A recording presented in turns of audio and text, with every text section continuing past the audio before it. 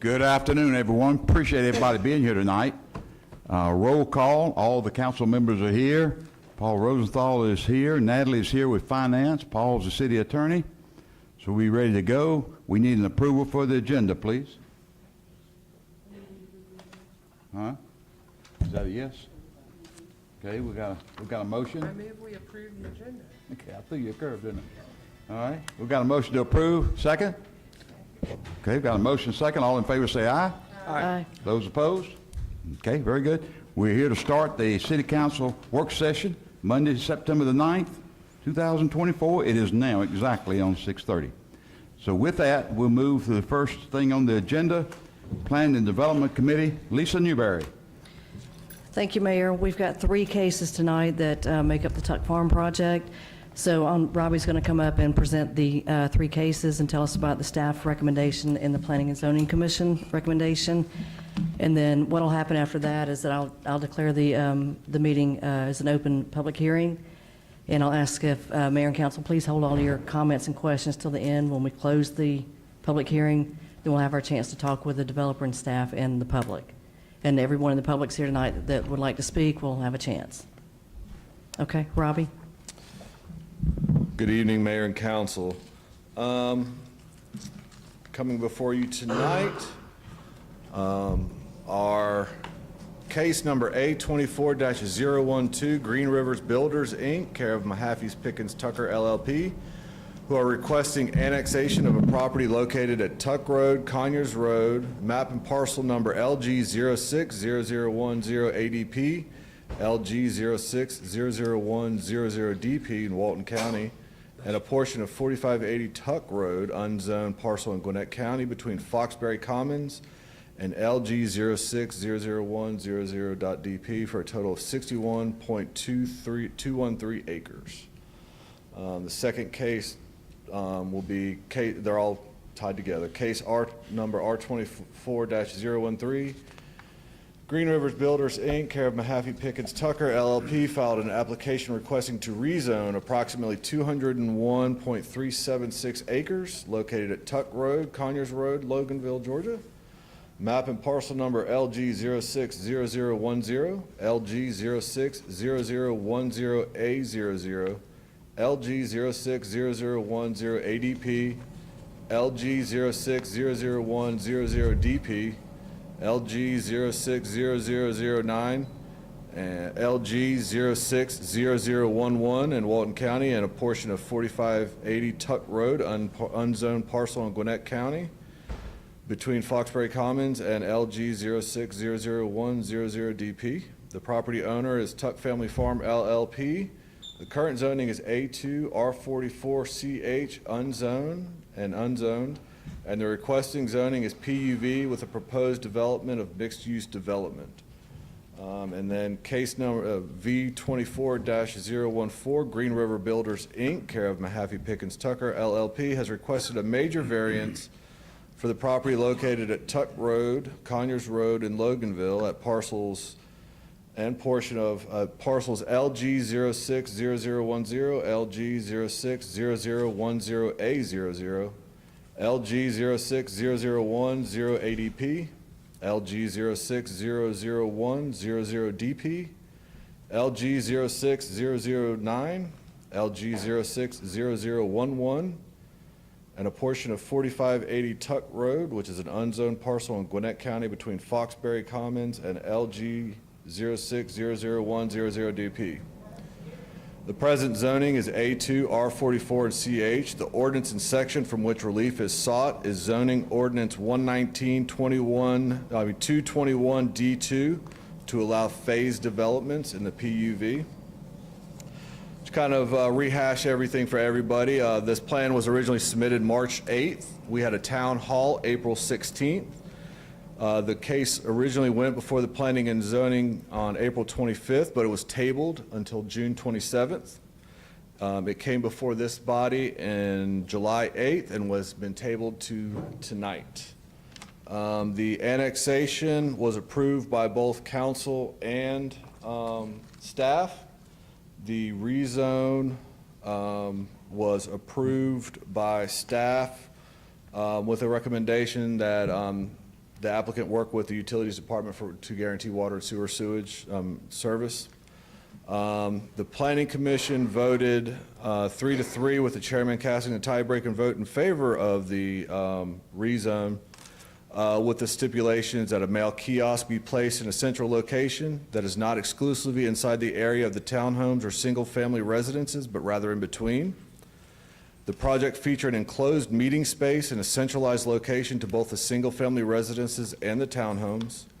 The project includes a paved walking trail in the open space adjacent to Tuck Road connecting to Destination Park, as allowed to develop a nature trail along the townhomes to the Walmart property.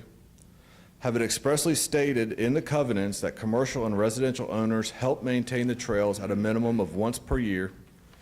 An 8-foot privacy fence between the buffer and the property of Chris Green at 4565 Tuck Road, and a minimum of 2 community swimming pools as allowed.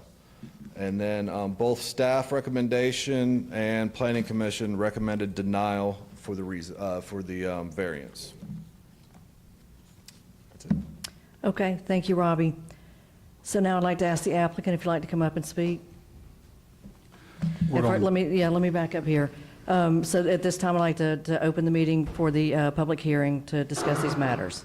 And just real quickly, what we'll do on this one, if it's correct, Chairperson, is it will have a 15-minute time cap since it's a little bit larger rezone. That'd be 15 minutes for those in favor, including the applicant, 15 minutes total for those against, anyone in opposition. I'll be the timekeeper. Okay, thank you. Thank you, Mayor, Council Members. Shane Lanham, 1550 North Brown Road, Suite 125 in Lawrenceville, here on behalf of the applicant, Green River, relative to the Tuck Farm property. First, I'll just kick it off by saying our request of council is that this matter be tabled to a future meeting. We've, as Robbie mentioned, the application's been pending for a few months, and we've been working hard in between the Planning Commission's recommendation and tonight's meeting on the design. And we had a presentation sent over. Is that PowerPoint available there? And is the clicker back with you, or is it?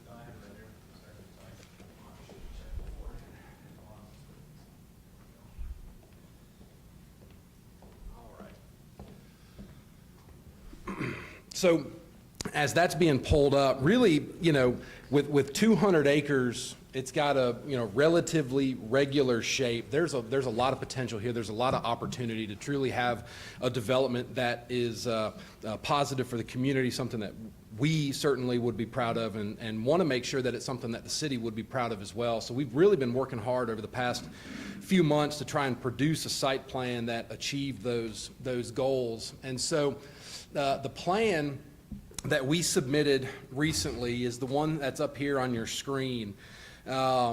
It meets the requirements of PUV, but to be candid, we just feel like it's missing something. It's kind of falling short on what a PUV ought to be, which is this, interconnected community with walkability, with interesting uses mixed around and among each other, connectivity to adjacent properties, connectivity to, community resources that are nearby. And to be candid, we just started to feel like it's just commercial and then some townhomes and then some detached. Just didn't quite have that PUV feel to it, and that's where we got. We went through a few different iterations of this plan, but felt like we were missing something, and the design team, including my client, Ross Mundy with Green River, is here tonight as well. We had this alternative conceptual plan that we drafted as well that I'll switch to here, which we feel like is much more in line with the spirit and intent of what these PUVs, planned urban villages, is supposed to be and the things that it can accomplish. So, but the way, so.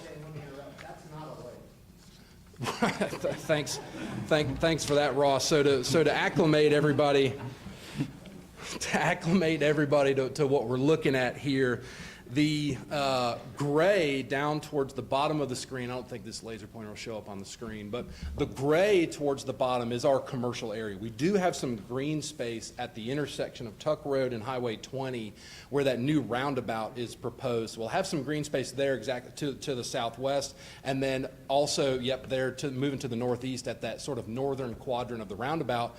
We've got some of that green space right in front. We've got the gray commercial area, but in the blue in the middle, that is turquoise. That is a large, centrally located, like active open space. We've had a few concepts where we have like a splash pad and like some food truck pads and just sort of this community gathering space that everybody can come together. On the northwestern side of that blue rectangle, there's a bay of, called a bay, a row of restaurants there that could have, you know, their parking to the sides, but like those roll-up garage doors that open to this green, open to this gathering place, that just makes it, we felt, so much more active and usable and walkable, and a place that would obviously be, you know, a community that, you know, we would be able to develop and, you know, sell houses to residents and operate the commercial operators be able to do that. But what benefit did it really provide to the city? Like, what opportunities did it provide for residents or folks that lived here? What sort of benefits were there? And it just, again, it felt like just commercial next to townhomes, next to the detached. We felt like we were missing something. So the way we were able to make room for that central amenity area was providing a diversity, I'll call it, a mix of lot sizes on the detached, which are the white area. Those are detached, single-family detached lots. And part of the idea there was we looked at, you know, other of these sort of small, you know, town village, town greens as examples of how those work well, how you can build a sense of community. And it was that variety that we think really helped to create that type of environment. Now, what we're trying to go for here is an average lot size that still meets or exceeds the 9,000 square foot minimum in the PUV. So the idea being, okay, well, in Plan 1, you've got this just mass of white. Those are all 9,000 square foot lots, but with a little bit of creativity, with the extra open space in the middle, you'd still have an average of 9,000 square foot per residential lot, but it really opens up some possibilities to do that community gathering area, those sort of community scale type amenities. So with the same unit count. And that's the big thing. We're not trying to increase the unit count. We're still at the same number that was, you know, set forth in the Planning Commission recommendation, which was, you know, I think it was 227 detached and 157 townhomes. We're still 158. That's right. We're still at those same unit counts here, but it's just we saw an opportunity with a little bit of creativity and a little bit more thoughtful design, something that would be, you know, usable by the community. Of course, it'd be a benefit, we think, to the residents here.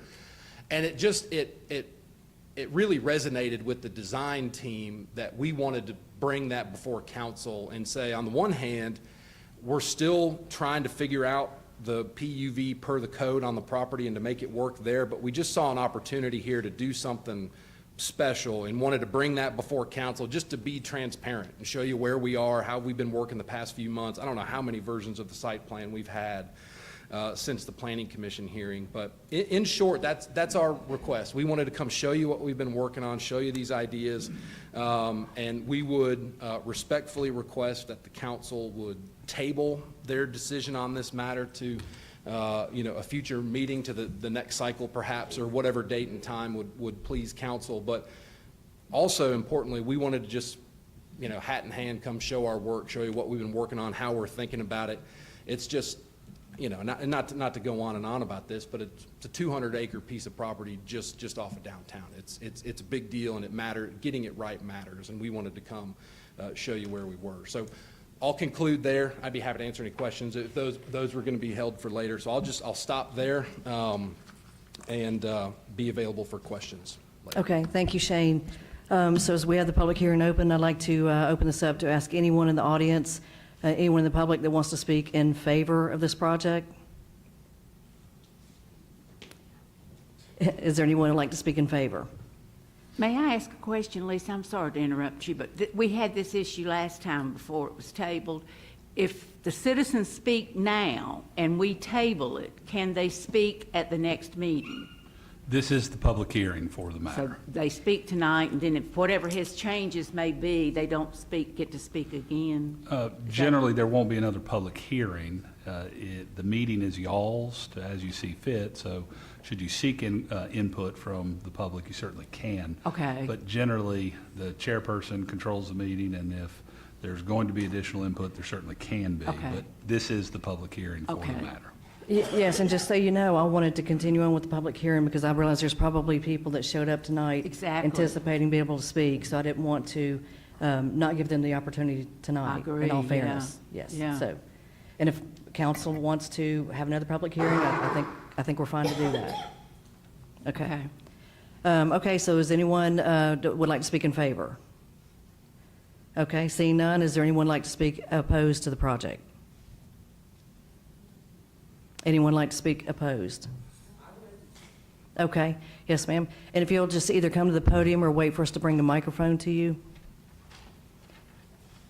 And before you start, would you kindly give us your name and your address for the record? My name is Jan Hopkins.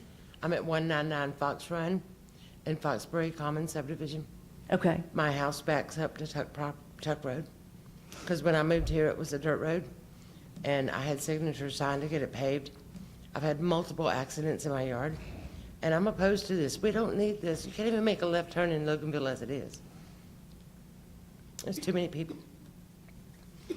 And the wildlife, where are they gonna go? I mean, we don't need it. We need to stay in that area as it is. That's the way I feel. That's the way everybody in my subdivision feels. And they weren't able to make it tonight, but I'd like that to be known, that I'm opposed to it. I mean, there's no amount of 200-something houses and condominiums. We don't need it in Loganville. We need to stay the small community we are. And I'm sure everybody agrees with me. We're not for it. That's really all I have to say. okay. Thank you, ma'am. Thank you. Is there anyone else who'd like to speak in opposition? Okay. And again, when you get to the podium, if you'll kindly give us your name and your address for the record.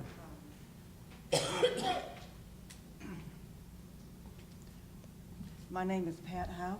I live at 4430 Stony Creek Court in Creekwood subdivision, which there's no sign or anything, but it's off of 20.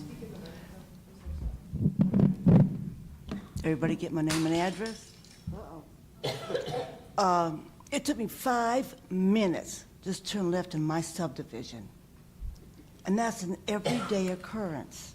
Sometimes it takes me 5 minutes just to get out of my subdivision. And that's turning right. I turn left to get in, turn right to get out. What about all these kids that will be moving into these 200 homes? Where are they going to go to school at? We all would like to know. Any ideas? Any suggestions from you people? Traffic is horrendous right now without those 200 homes. How do you think it's going to be when you build all that stuff? And plus, there's more subdivisions going around Loganville as it is. We would all like some answers. And we understand you want the revenue. That's just normal thinking, okay? That's no big deal. That's just normal thinking. But you're having all these homes right on top of each other. What if there's a fire? Because I would like to know. Parts in Walton County, parts in Gwinnett County. What fire department, what police department would come to that subdivision? Because they probably wouldn't know where the line is. Can you answer those questions? Because I'm sure everyone would like to know. Thank you. Thank you. All right, is there anyone else who would like to speak in opposition? Anyone else want to speak in opposition? I'm not necessarily opposed, but I have some. Okay, would you mind waiting till you get to the podium? Thank you. If you'll kindly give us your name and address. My name is David Bailey. I live at 4303 Tom Brooks Road, which is the continuation of Tuck, basically, when you cross the Gwinnett line. But I'm also, my daughter is Michelle, and my son-in-law is Chris Green, and they have property that abuts up to this. It's the corner, 3-acre lot that's on the corner of Tuck Road behind Destination Park. And they have communicated with this developer for time, and they made some changes that were acceptable to them. And then we get blindsided with moving all the multifamily, the townhomes in their backyard, essentially. Because if you see that yellow line along Tuck Road where it makes and turns and goes up, that's the backside of their lot right there. And then Destination Park.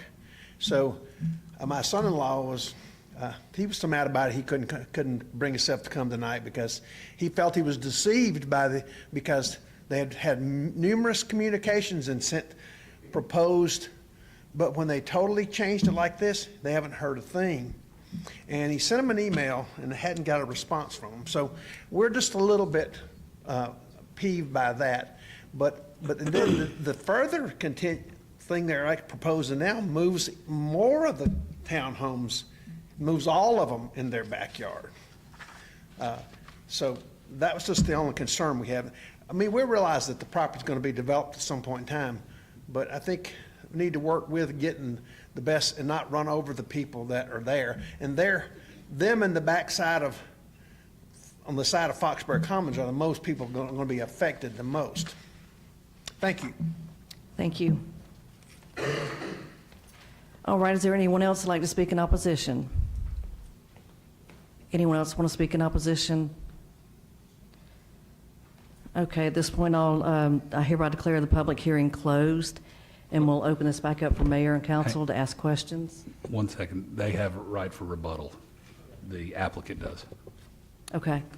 If you want any, there's 8 minutes and 15 seconds remaining of your time for rebuttal. I'm sorry. I'll just say, I'll try to address some of those comments, but then I'd say, we understand Mr. Bailey, his comments there and the concerns of his son-in-law and daughter, Mr. and Mrs. Green. And that's one of those things. We're still trying to finalize the design and try to figure out where everything goes. It doesn't show up well on this plan just because it's a large parcel, but there's a minimum 30-foot wide buffer between the townhomes and that property line. Planning Commission also recommended an 8-foot tall privacy fence, which we'd be happy to provide. But that we can take another look at that and try to create some separation, because we appreciate Mr. Green being generous with his time and giving us some feedback after the community meeting and even around the time of the Planning Commission. So we'll dig in on that a little bit more. Other than that, I think there's, we certainly understand, comments and concerns about traffic and other aspects of development, and we're happy to work with the city and the county. I think there's ways to address those service provision through intergovernmental agreements or otherwise that would serve the citizens at the discretion of council and relevant service providers. So I'll end my rebuttal time there and be happy to answer any questions. Okay, so at this time, I now declare the public hearing closed. So now we'll open this up to mayor and council for your questions. Melanie? Yeah, looks before like we you wanna get go. started, I would just like to make a comment. It was brought to my attention a few months ago by a very concerned citizen, and I followed up with it. A Georgia Secretary of State business entity search reveals that the CFO, Charles P. Richards Jr., of Tucker, Georgia, the CFO for Green River Builders, according to a Department of Justice press release on February 16, 2017, Mr. Richards pleaded guilty to conspiratorial bribery, and Mr. Richards pled guilty to conspiring to pay over $1 million in bribe payments in exchange for receiving lucrative contracts with the city of Atlanta. He was sentenced to 2 years, 3 months in federal prison, 3 years of supervised release, and was ordered to pay $193,000 in restitution. Another press release further stated that when contractors like Richards bribe officials to get public work, The public's confidence in the process is undermined, and the price of that corruption is borne by the taxpayers. And I just want to go on record publicly to state that this concerns me deeply, that the city of Loganville would be considering becoming associated with a developer as such. And I just want to make that a public record that it troubles me, and I'm deeply concerned about the involvement of someone that has been in federal prison, and we will be doing business with them. Thank you. So given that he was apparently, Public statement. apparently somehow, and I've read it, for bribes, are you worried that he's bribing somebody here on the council? Is that your accusation? I'm not making any accusations, Ann. I'm simply stating my position that it concerns me and troubles me that someone with that reputation will be doing business with the city. It doesn't necessarily have to be anybody sitting on this dais. We have an entire city entity that'll be dealing with him in different steps along the way. I'm simply pointing out to the citizens who have a right to know. Well, then you just said that it could, that they deal with other people in the city. So are you saying that I'm not one of our saying city anything. people? I is am vulnerable? making a statement that I am concerned and that it troubles me.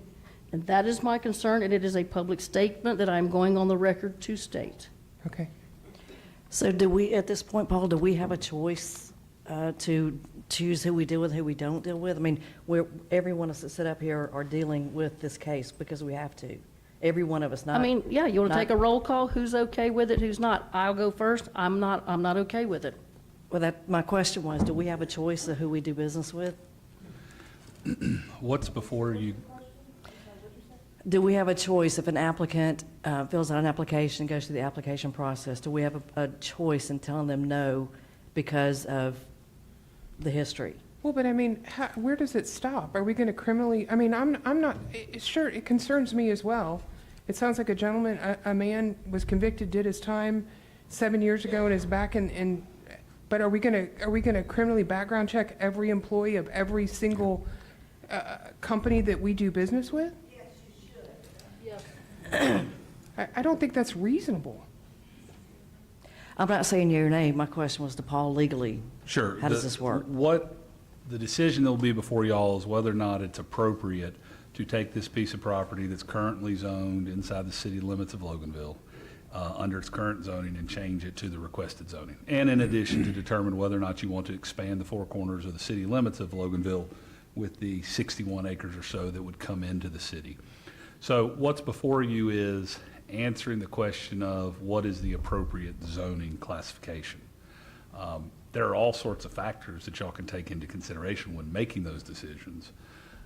Beyond answering the question in that general terms, that your job and what the choices that you have before you are to determine what is an appropriate zoning, taking into account the public health, safety, and welfare of the general public, the citizens of Loganville. Getting into specifics well beyond that, candidly, would delve into the attorney-client communication realm beyond what's appropriate in public, and I'd have to ask y'all to go into executive session to receive further comment on that. But generally, the role that you play here is to be the legislators who determine what is the appropriate zoning classification for any piece of property in the city.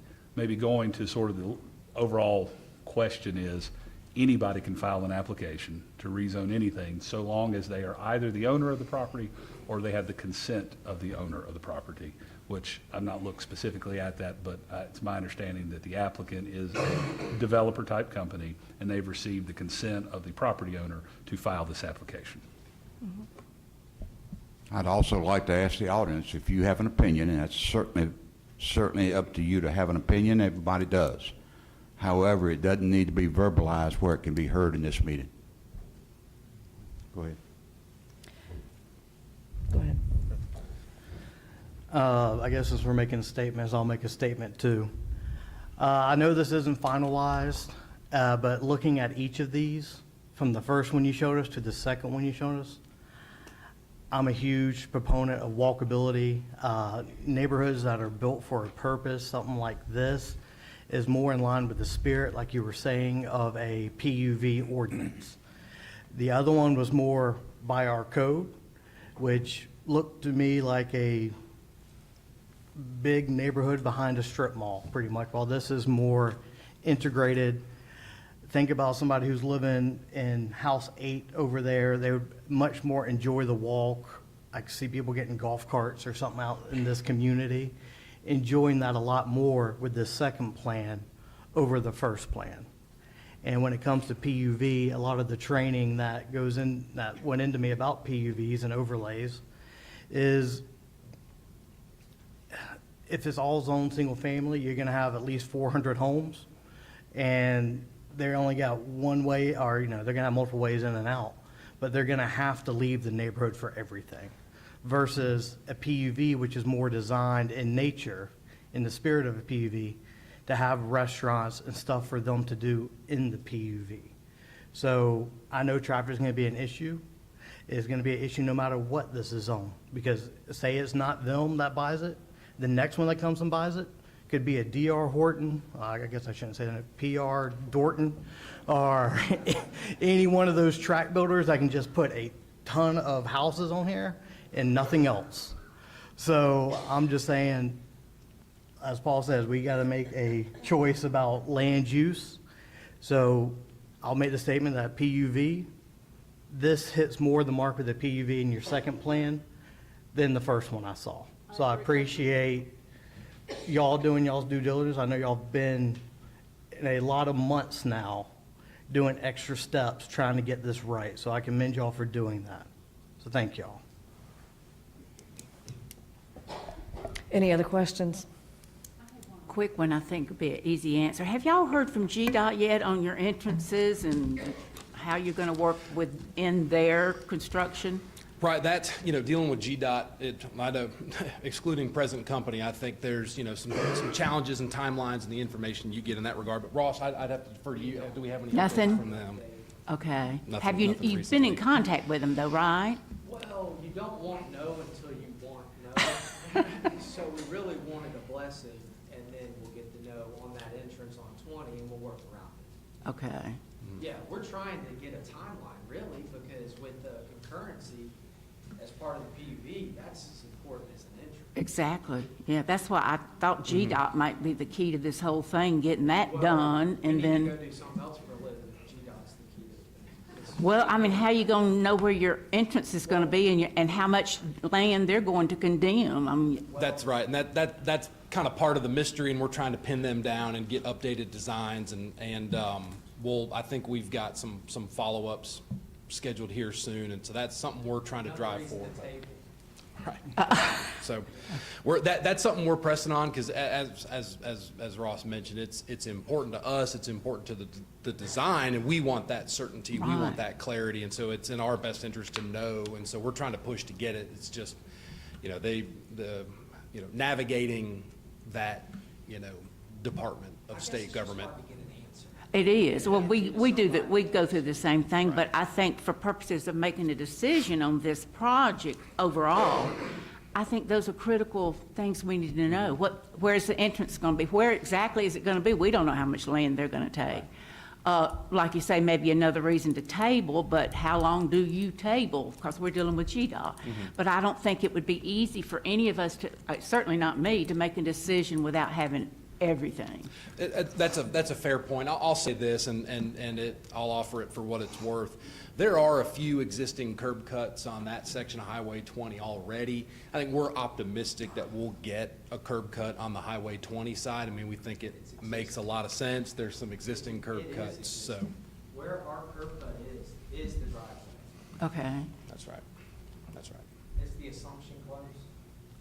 So we're, Doesn't mean Yeah. so we're optimistic about that. We'll Okay. keep pressing on that and Okay, get thank updated you. information. Yes, ma'am. Just to be fair for a second with GDOT, and we all have had our opportunities, it's not something that happens fast in the best of times, but they are not usually going to spend their time, their funds, and their efforts on trying to decide something on a hypothetical. If this is not going to be done, they're not going to look at it because they got other fish to fry, and that's just normal. So we'll see. Thank you. Shane, let me ask you a question. There's 227 homes. Are they, go ahead. I'm sorry, yes, ma'am. There are 227 detached homes and 158 townhomes. Are the townhomes and the detached homes going to be built all by Green River, or are they developing this and then selling off portions to other developers? I Or is think it the all plan- going to be developed? The plan right now is on the residential side for sure, is that Green River would take those down. You know, the phasing requirements are kind of part of that, and I know one of the requested variance is on the phasing, but the plan is that Green River would take down the residential, and there would likely be some sort of joint venture or other partner brought in on the commercial side who's got some expertise in that regard. So Green River would be doing the townhomes and the single-family homes? That's right, just to verify, Is yes, the- ma'am. is this the largest project you will have done, or have you, what is your largest project to date that Green River's done? I'd have to ask Ross to feed me This some numbers there is over the. Up there, we've got a 50-acre tract on Lake Hartwell that we're rezoning. It is, and that's why, you know, we're so excited to work with you guys and figure this out. But we have other big projects. We have a 50-acre site on Lake Hartwell that's going to be 330 apartments and 70 homes that are on the lake, and we're getting like marina-style docks for that. But this is definitely a big deal. And so what we want to do is get it right. And I'm a local kid. I grew up in Stone Mountain. I view Loganville as the team. We used to play you guys in Little League football. I view you guys as the team that Laddermilk, I don't know if that's a family still in town, but that kid hit me as hard as anybody's ever hit me. And so it's home to me in a sense that it's down the street. And I went to work for Green River a year ago, but I've known the owner for 20 years, and we built neighborhoods. And, you know, there's a lot of bad guys in our business that give us a bad name. And, you know, sir, I'm sorry. I thought their land was at the back of that corner. So my apologies on not drilling down on where he was. But at the end of the day, we're human, and we're right up the street. Our office is off 78 in Monroe. And so what we hope to do is not please everyone, because you can't please everyone, because most people want more cows than humans, and I get it. But the Tuck family wants to sell this, and if it's not us, it's someone else. And so at least we're local. But back to the point I was trying to make is, at the end of the day, if we could get a little bit more time and keep communicating with council, I think we'll get it right. And let me just ask you one more question. I know at the planning and zoning, there was a lot of talk about being able to save the Tuck family home. Have you thought of that in any way? Like I said, I came on a year ago, and the contract was already inked with the Tuck family, Right. and they have rights to all structures on the property. So we'll have to talk to them. So you're saying they may be moving the structure, or? Yes, ma'am. Okay, all right, thank you. Shane, I have a couple of follow-up questions to this. The black line in the middle of the blue lake, is that like a surfboard? What does that represent? Right, so not to confuse the issue, but that was just an idea that the engineer threw in. It's hard to read, but the words splash pad are there. Ah, And so okay, yeah. there is some water in the blue area, but the idea was just to sort of demonstrate what you can do with that central area. And so if you see, there's, I'll just answer your question. We've got that sort of loosely programmed as the central green, and that black rectangle is right now set up as a splash pad. Okay. I'll just answer the question. And it looks like you've kind of tucked a dog park in there on the back corner, which I think is great. That's right, yes, ma'am. So we. No, I had to take a picture because I can't read that. Good Lord, no, I've been Yeah. looking at it. And I think the other thing is, like Brandon, I know that the first, not this plan, the other plan is the letter of the law on the PUV. But I really think this, for me, does more of the spirit of the law, how we want it to look, or how we want that village to feel. So I appreciate that you guys have worked with us that much, and the P&Z folks. Is the amenity back on the back corner next to the open space that looks kind of like a Yes, transformer? ma'am, that's right. Yep, that's Okay. right. That's an amenity center back there. Okay. Yeah, that's, yeah, Yep. yeah. And then that's- in the in the townhome pod, on the left-hand side, there's another amenity area in that sort Like of in that center, courtyard. 2 pavilions, it looks like 2 pavilions or something? Okay. That's right. And on Tuck, that'll be a big community center. Like back on the left by the open space? Yeah. And so our thought was. Yeah. Yes. Check. I don't know how to turn it. Anyway, that's going to be a big amenity center when you pull in off Tuck, Okay. with a big pool and then, you know, racquetball court, whatever. Not racquetball, pickleball. Oh, cool, okay. I just appreciate that you were working with us and trying to get somewhere that might be a good opportunity for this piece. Go ahead. And Ross, when you get your microphone working, this is intended to be all fee simple, correct? I can answer that one, yes. Yes, if you want to hear it from the horse's mouth, he's. Yes. Back to the discussion on the driveway off of, is that, do you have it lined up with the current curb cut there where you put the entrance off, or you think you're moving it? So I think right now it's lined up with the driveway for the house is where it is. So Okay. it's basically, I don't know if it's exactly in that apron, but it's right thereabouts is where we've got it drawn. And you're basically following GDOT right away. GDOT, I mean, in their plans, they show a 10-foot shared use path following 20 and then turning and going up Tuck Road. I don't know how it terminates. It probably terminates at the extent of GDOT's project, but, you know, have you considered how and where that 10-foot shared use path is going to continue? So that's a great point. So if I'm understanding correctly, there's that idea for that walking path along Highway 20 and turning up Tuck Road. I mean, I think so. Destination Park could be a good location if that got that. Now that would have to go across or in front of that the green residence, the green property there. But we've got, if you see on the site plan on the western side along Tuck Road, we've got that strip of yellow. That's 50 feet wide. So there's enough room in there for that type of infrastructure there. And then in the green space at the corner where the roundabout is, there's without being an engineer, it would appear to my eyes that there's room for that type of facility along the right of way. And not, Ross, not to know exactly what communication you've had with GDOT as far as that driveway entrance. I mean, any thought that if they are going to allow it, which I understand you've got existing curb cut, it makes sense to me. But one thing they could do is require you to have a turn lane there. Is that factored into how you've laid this out? Yeah, we've got, so on the site plan, being that it's a large piece of property, the scale is Can't see it, right. pretty large as well. So it's, on this one, 1 inch is 200 feet. So it's hard to tell, but it's up there, and there's a good bit of separation between where that driveway is and where that creek, the impervious surface setbacks, and then the stream buffers for that creek are. So now, is there room for a full 200-foot decel and 50-foot taper and that sort of thing? Perhaps there is. There you go. There is, but there'd be definitely room, for that type of, deceleration lane. Okay, thank you. Yes, sir.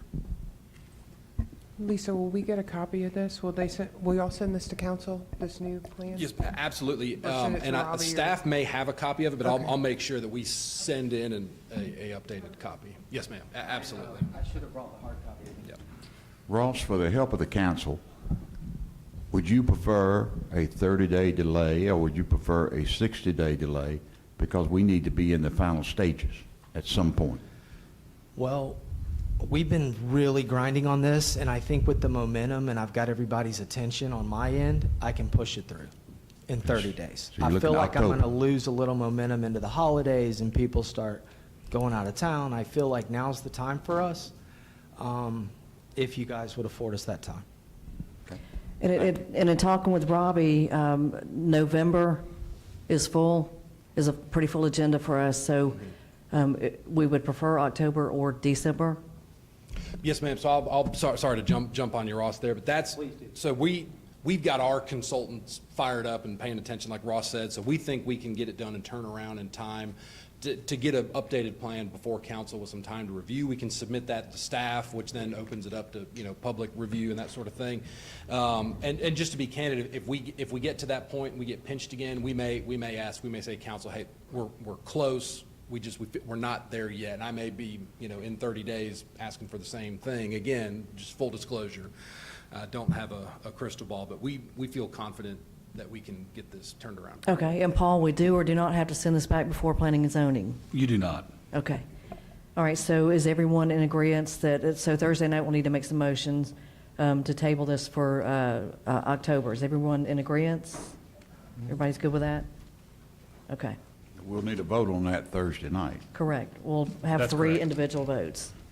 And then Shane, just a couple questions, if you don't mind. I share Patty's comments about GDOT. I'd like to know a lot more about that and have some more firm answers next time. Yes, ma'am. And then as far as the HOA, my concerns are the HOA, the residential side, who owns the streets? Is that city-owned streets or HOA?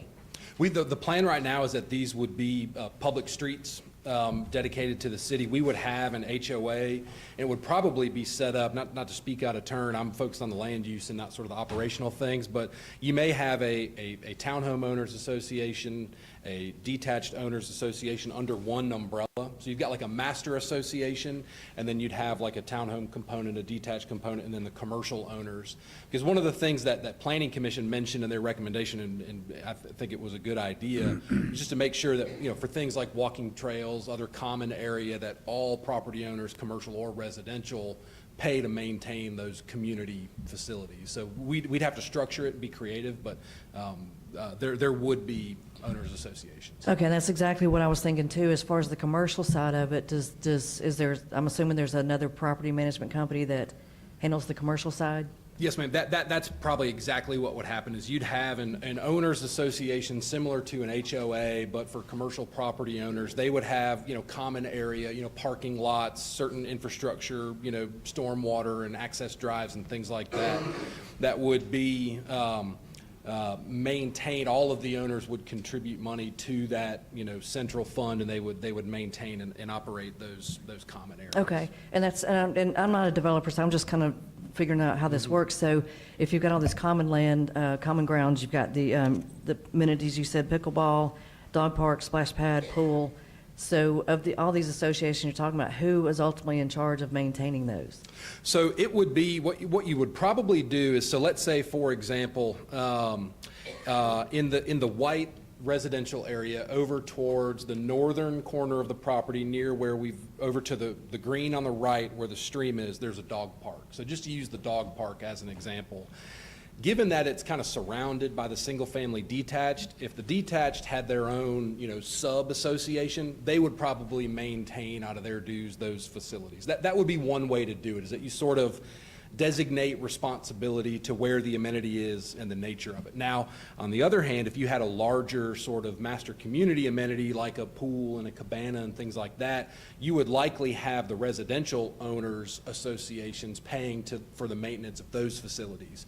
It probably wouldn't be set, and this is theoretical, but just to try to talk through it, you probably wouldn't try to force the commercial owners to pay for the pool and cabana, just like you probably wouldn't want to pay the detached owners to, pay to maintain, driveways and the parking lot for the commercial. That would be one way, is to sort of split it up. Another way would just be to say, this is one master association. And yeah, there's components to it. There might be like sub-associations. But we've got a master association. Everybody pays their dues. Those are determined however the property owners decide to apportion those costs, and you've just got a master fund that just pays for everything. So there's a few different ways to tackle that. Okay. But the end result being common area would be maintained by these associations, these owners associations, as a common expense on common area. Sounds complex. Yes, ma'am. Okay. That's when they get the smart lawyers involved. I'm just the land use dirt guy. All right, well, thank you so much, Shane. Is there any other questions? All right, then we'll be prepared Thursday night to make the motions to vote yea or nay to table on all three cases. And that is all we have. Thank you, Mayor. Very good. Thank you, Lisa. And we'll move now to the Finance Human Resource Committee. Ann Hunsinger. Mr. Mayor, I have one thing on the agenda. It's a year-end 2024 budget adjustment. It is not in your packet, so Natalie is going to give you the details so we can discuss or ask questions, et cetera. Thank you. Good evening, Mayor and Council. So, as you know, we wrapped up year-end and did final budget stuff, getting everything prepared for the audit. Everything's turned over to them to start that process.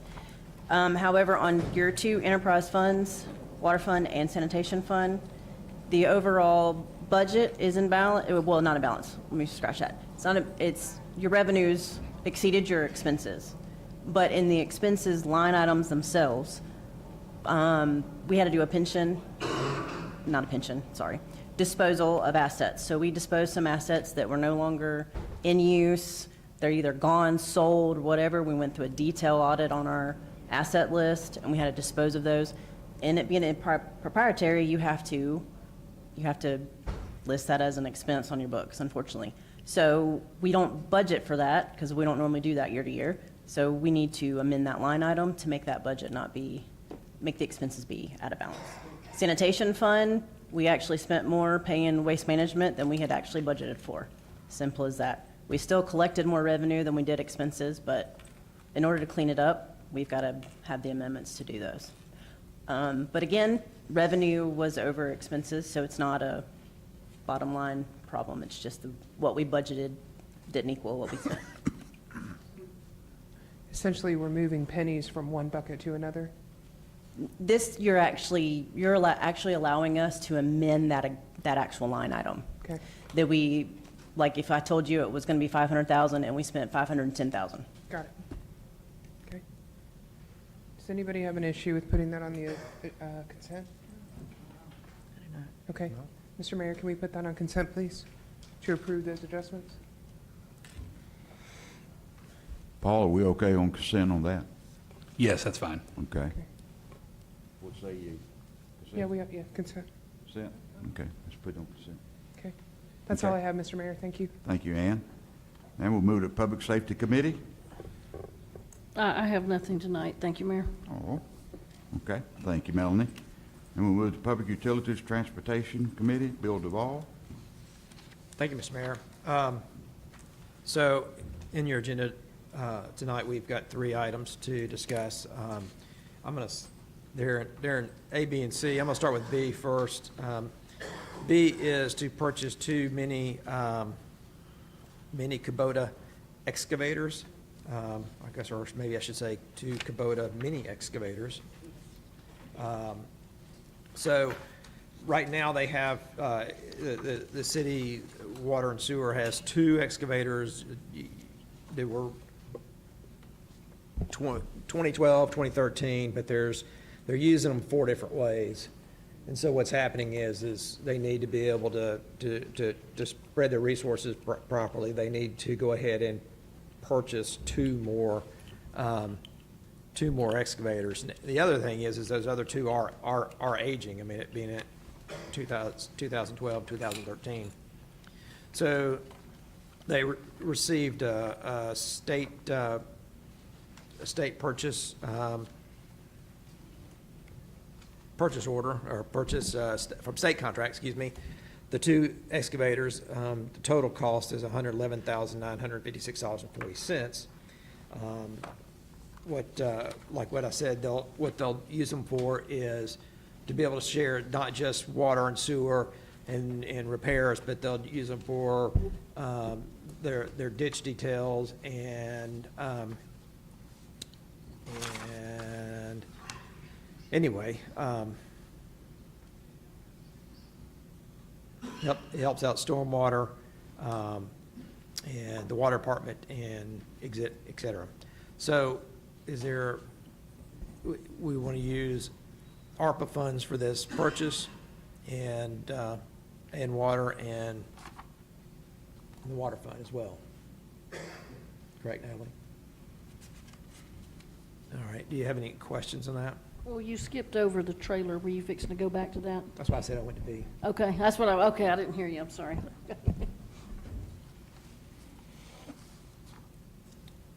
No. So with that, we put that on consent. Is everybody okay? Consent agenda. So back to A. So they want to purchase a new trailer.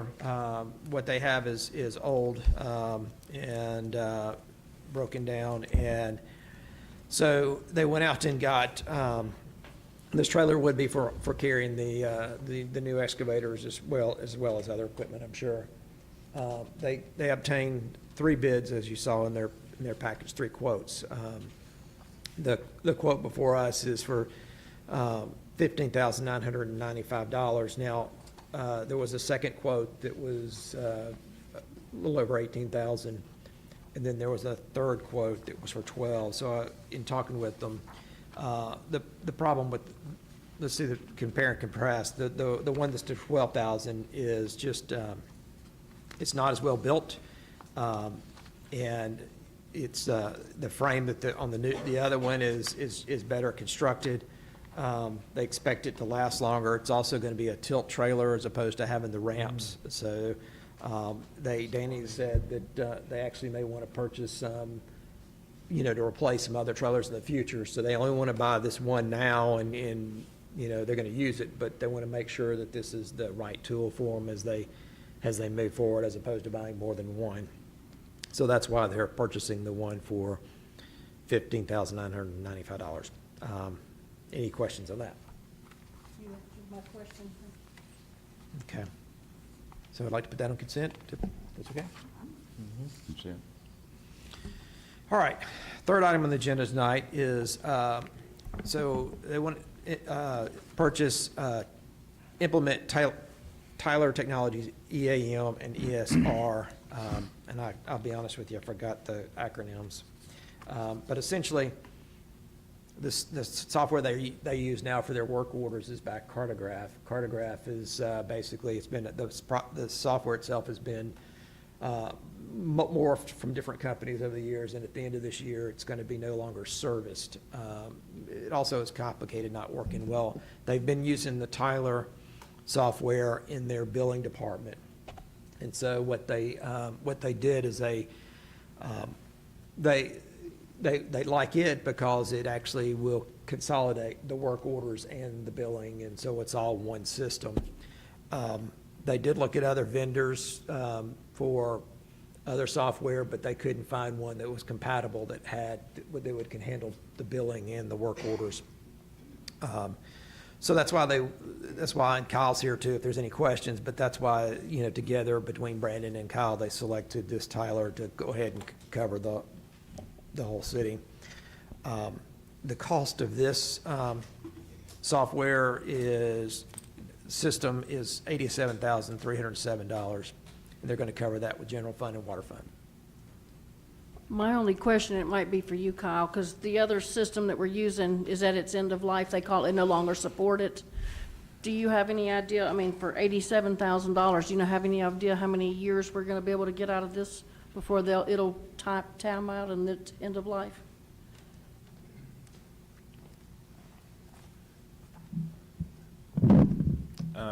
Any number I gave you would be speculating. But Tyler Technologies has been around since 1985, and all of their customers have migrated to every new platform for free. So there's no upgrade to this new fancy system. It's included in your regular support contract. The reason this is higher is because this software is like a general platform to be used by in a bunch of different forms, by a bunch of different cities, a bunch of different utilities. So if you look in the paperwork, it actually is most of it is implementation fees. The annual fee is pretty small. The implementation fee is employees sitting in video conferences with the software company, and they cater the software to us. So they literally, piece by piece, go through the software and make sure that it's totally catered to the city exactly how they need it. And the reason it's so high is because they won't go over this number. So they have to make sure that whatever they're going to do, whatever we've told them we want in the software, is exactly the amount of time they plan for to make sure it covers exactly what we need. The hope is that we don't end up spending that much time on it, but if we do, then at least we know that utilities is totally prepared to use it, not just kind of thrown to the wolves, half ready. So, And how long do you estimate the transition period to roll this over? probably more than a year. So, well, they'll spend 6 months doing all the configuration and all the training, but then you'll work out bugs for another 6 months or so, maybe even more, because the goal is to make sure that it works right. And if you just plan on going in the door and everything's going to be perfect, it's not going to be perfect. There's always going to be, hey, we need you to tweak this, we need you to tweak that. So implementations like this for a huge platform, that Brandon's department, they'll probably use it long after I retire, probably long after he retires. I think he's gone before me, actually. We'll all probably be gone, retired, not doing any of this anymore by the time they change again. So hopefully, and Natalie will agree, the finance software, which is also, this is our mission-critical finance software. We don't plan on migrate it. If we don't have to, we don't want to migrate it again either. It's a huge undertaking, so it's working great now, and hopefully this will too. So this is a not-to-exceed figure. Yes, that's correct. And how long has your billing been using it? We migrated in 2021, I think. Okay. Did we use Tyler in 2021? Yes. Is that when we moved to them? So we've been using them for a few years. Any other questions? It's not going to alter anything. I'm just curious. Will all three departments now be able to see what each other department is doing? Yeah, so it kind of is like that now. The way I laid it out so y'all would understand it in here is that it's 3 different softwares, 3 Right. different work order systems. All of Brandon's departments now can see it in one system. It's the SEM system that's being end-of-lifed. But utility billing, the meters up front for the houses, when they do a work order, it's in a different platform than their regular daily work orders. And then the citizen requests are in a different platform too. So they're getting all these work orders from multiple directions, and on their tablets, we got them tablets out in the field, they have 3 different softwares that are pulling up those work orders in. And the ladies in the office, when they're entering them, they have to try and get them in both systems, so the work orders, it just doesn't work right. Utility billing, they enter their work orders in the billing system just like they're supposed to, and it dings on the tablet. It probably works the best of any of it. And that's part of the reason we like Tyler, because it kind of has worked great since day one. So this is going to be more efficient, it sounds like. It absolutely is going to Lot more hopefully be efficient. more efficient. That's the plan. Brandon says yes too.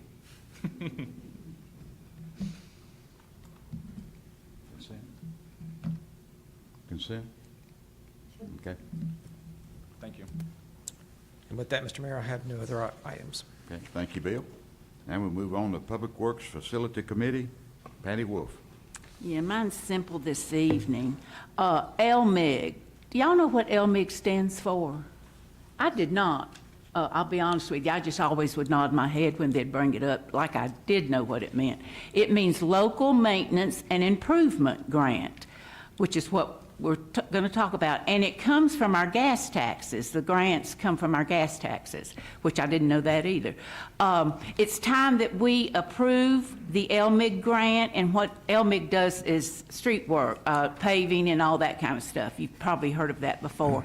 The grant is going to be $165,975, and the city has a 30% match, which is $49,792. And all I need tonight is approval for Jeremy. I don't know, Jeremy, are you the one that submits the paperwork for the? Okay, so you just are looking for the council's permission to do that. And that's all I need on this LMIG. I think it's pretty routine. But can this go on consent? Do y'all mind? Great. Thank you. Okay. Bid's going to go out in February, by the way. I don't think I said that. Anything else, Patty? That's it. Okay. Now we'll move to Economic Development Committee. Brandon Whitfield. I have nothing to report tonight, Mayor. We'll talk about the concerts and all upcoming at the next meeting. Okay. Very good, Brandon. Now we'll move to Danny Roberts is on vacation for the city manager's report. We'll move now to Paul Rosenthal, the city attorney. Thank you, Mayor. I got a couple items on the agenda for you tonight for your consideration. You can take action on them on this Thursday if you want to, or you can look at them this month and they can come back before you next month. On the library one, I'll ask that you consider taking action on it just based upon the timeline and time frame, what's going on.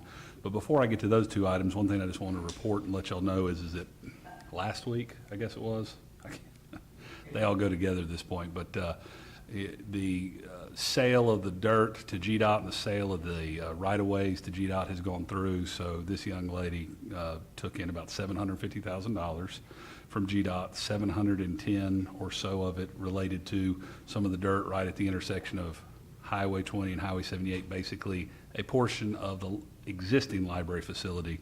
Y'all just got a check for about $710,000 on that, and then 30 some odd, 40,000 on a couple other parcels around town as part of that GDOT project. So I just want to let you know that that is finally wrapped up and closed, and y'all are one step closer for GDOT being able to put that project to play. And I happened to talk to the attorney who handles the right-of-way acquisition, and they are deep within the right-of-way acquisitions and getting, not to the end, but they're getting close to the end. So there's a lot of them happening right now. So I just want to let y'all know that. The next thing that you have before you tonight is an alleyway abandonment ordinance for your consideration. This relates to some property that's located on the south side of Main Street, and it impacts 258, 262, 270, and 278 Main Street, as well as 4221 Pecan Street. You've got a plat there, and I know it's hard to see on the computer, so I did bring printouts of it if anybody wants to be able to talk about the specifics. But basically, and I'll pass those down. Basically, sometime a few months ago, staff called me with an issue about some who owned what and who had ownership of these alleys to the rear of the properties located on Main Street. And so we ordered some title work, dug into it, and essentially what you'll see before you is a survey that identifies 2 city alleyways that at this point, mainly because of the development of what appears to be the CVS, and 78 over the years, basically leads to nowhere, as opposed to some of the alleys on the north side of Main Street still interconnect to some parking lots and to some other streets. So staff indicated that there is no public purpose for them at this point, and that they don't need to keep maintaining them. So what that means is if you all want to, you can abandon them. And so what we've prepared for you is a abandonment ordinance to allow you to abandon these alleyways in accordance with Georgia law, such that then you will be authorizing the city manager to negotiate directly with the adjoining property owners to sell those parcels to those property owners in accordance with Georgia law. So it's before y'all for your consideration. You don't have to abandon them. They can continue to be city alleys. But it's my understanding from talking with staff that basically they haven't been utilized by the city in any sort of appropriate alley format for quite some time, probably since that CVS went in. That predates my existence in time, so I can't speak to the exacts. But what you have before you is this ordinance that would allow city staff to then negotiate directly with the adjoining property owners. There is one small portion of dirt that was identified in the title work that's what we call a GORE, or an unknown ownership tract.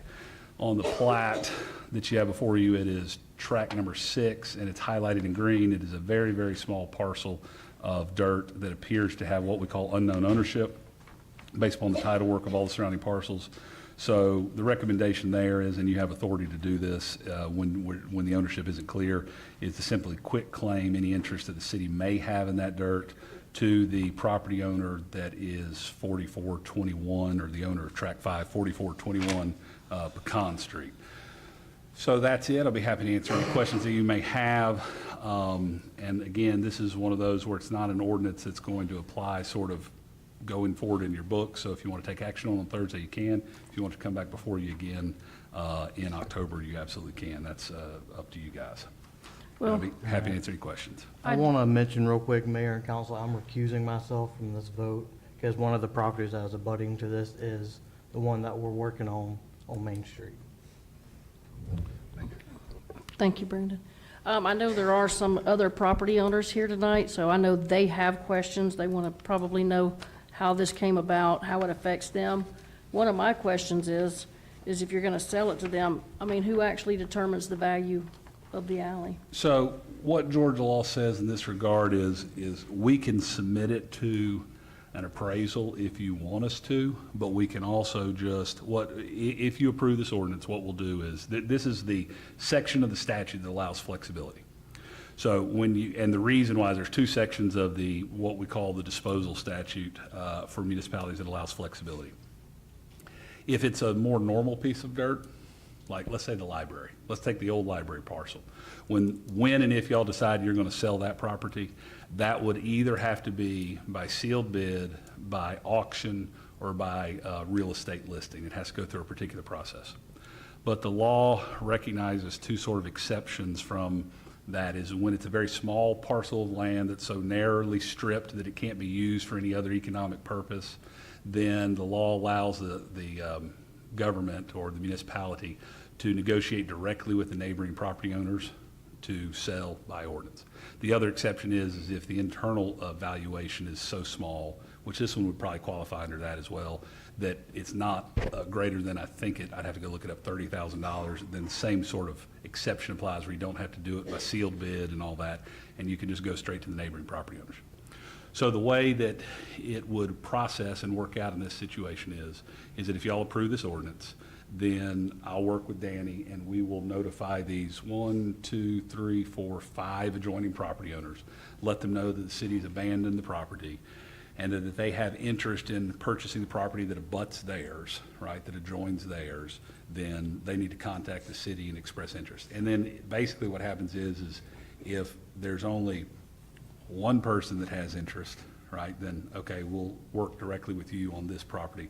But if both of them have interest, then basically what happens is we'll sort of drop back on that dirt and submit it to a sealed bid at that point. It won't be a formal sealed bid because traditional sealed bid is open to the public. But this exception is narrowly tailored to only apply to the abutting property owners, meaning this property could not be sold to a random, third party that has no direct abutting property ownership. So if there are adjoining property owners that both have an interest in the property, particular sections, and obviously logically we'd sort of take the parcel that is the portion of the alley that's the north-south alley. Obviously, most logically, that would either sell to the property owner of Tract 4, which is the old post office, or the property owner of Tract 3, and I don't remember exactly what street number that is, or the property owner of 4421 Pecan Street. Meaning the individual that owns Tract 1, which is all the way at the intersection of Pecan Street and Main Street, there's no reason for them to, nor would it be appropriate for them to buy that piece that's over there. It'd only be the properties that are abutting, if that makes sense. So along the rear of the Main Street buildings, the same would hold true, is, only sell to those, hey, do you want to buy this or not? And then also the same conversation with the owner of the 4421 Pecan Street. Do you have any interest in purchasing any of this?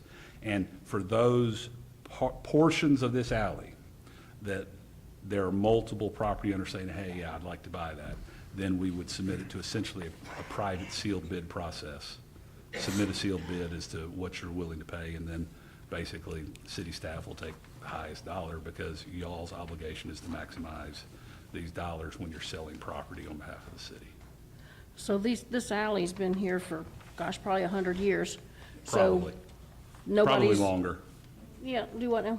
It's probably been a city alley for longer than that. And so, it gets maintained. I think there's a property owner that maintains it. Why all of a sudden are we looking to abandon it? What is the purpose? Is there a purpose to abandoning it at this point versus it's been there 100 years and it'd probably be there for another 100 years and everybody would have access to their property from here as a common usage versus somebody buys one of these, puts up fencing and stuff, which would limit the others. Are there ordinances, are there rules that somebody could put up a thing and then one of these people can't get to the back of their building? No, the city would retain utility ingress, egress, access easements, so they're not gonna be able to put up any fencing along it. There's already, I believe, Georgia Power, probably prescriptive easements, not actual easements, although no, they're not. I don't recall seeing any Georgia Power easements. There are no recorded easements from the city, which means they're prescriptive easements at this point. So the city absolutely would retain easement utility rights, which include ingress, egress, access. So there wouldn't be any fences put up on any of the east-west alley. We would also retain ingress, egress, access easements for the north-south alley for utility purposes. Whether or not that particular portion of the alley you would want to allow some sort of infill development on, that may be something that, has to be processed in the future. So to answer your question, sort of why, basically two reasons why. One is, as staff said, we don't need these alleys anymore. We need to abandon these. What's the process of doing that? We need to get them off our books, and that's a pretty common process. The other reason why is that in these in-town situations, it depends. Now, the alleys to the north, if you're asking my opinion, I'd say don't abandon those because they provide connectivity. These don't provide any connectivity anymore, given the way that the CBS and 78 developed to the south and cut off that interconnectivity. So they don't serve any public purpose. And they also have the opportunity to spur economic development, meaning if the city, not only do they now come on the tax rolls and there's tax revenue for those four corners of that dirt by the tax assessor, because right now that alleyway, whatever its size is, 10 feet by 200, by about, 400 feet, it's about 4,000 square feet or so, is not being taxed. It does come back onto the tax rolls to whoever purchases it. But it also provides economic development opportunities. From my personal opinion, at least as specifically as it relates to the property that was known as the old post office, meaning if those folks said, hey, we're going to purchase this, it gives them the ability to have more opportunity to develop that property into infill, basically. But if you can't build in it because you have to have right to the easements of utilities and things which are buried under there, what is the advantage? If you can't build on it, Yeah. why would I buy it? And why would I buy the whole thing if I can't build on it? Wouldn't it just suit the need better to leave it like it is and let each property owner have use of that alleyway? If you're not gonna be able to build on it, I don't understand. I Sure. guess that's where I'm having a Well, concern. and I'm not saying that you can't build on it. I'm saying that the city certainly, and the ordinance spells out that you'll retain utility easements over and across, right? But if the property owner owns it at that point, and I don't know, I'm just talking out loud, and the property owner owns it at that point, particularly if I'm talking about that, what I call the post office parcel, in the future, there may be some sort of infill project that now that they own that alley and they can build on it, even though there's utilities there, then they have an incentive to come to y'all and say, you know what, I want to do a utility relocate because I've got this great dream of infill building some building on it. I'm just talking out loud and spitballing, but that is a possibility. But it really goes more to the issue of if it's it's kind of the same thing, that hers is accounting based. If there's an asset that y'all aren't using, right? So if it's an old car, y'all usually get rid of it by gov deals, I'm assuming, right? Or some other sort of, disposition of a piece of personal property. If it's real property, it's a more regimented, although that's regimented, process to dispose of real property. If it's just a corner lot, the old library, it's got to go through the other provisions of 3637-6. But if it's one of these small pieces of dirt that doesn't serve a public purpose anymore, and its public purpose is essentially changed, then it's subject to that sub G, which is how you dispose of the property. After other council members and everybody has asked all their questions, we do have property owners here. I'd like for them to be able to speak. That's totally up to you. Thank you. So if I understand this right, Paul, is it an all or nothing? Do we sell the entire alley, or do we sell pieces of it? That's totally up to you. The request came to me from staff that, hey, we just don't use these alleys to the south. So, I had the conversation with Danny, and it's absolute truth. When you start to revitalize a downtown area for both the local government, for the property owners, for the utility departments, alleys are a thing. They just become a thing. I'm telling you, since, this is my personal experience, since Monroe has sort of had its takeoff, right? I deal with and have dealt with alleys and the frustration and difficulties of alleys for 10 plus years in downtown Monroe. Attachment agreements, access agreements, abandonment, all of it. Who owns it? That's always the big question. At the end of the day, it's totally up to what y'all decide what you abandon. You can decide to not abandon any of it. You can decide to, you can tell me, you know what, we don't want to abandon the north-south piece, but we want to abandon the east-west piece, and then we just get the surveyor to put a line across there, or you can just say, we only want to abandon. That's totally up to what y'all do, what y'all choose to do. The request from staff was to abandon the alley to the south of Main Street because they don't connect to anything anymore, and they don't serve any purpose other than for utility access.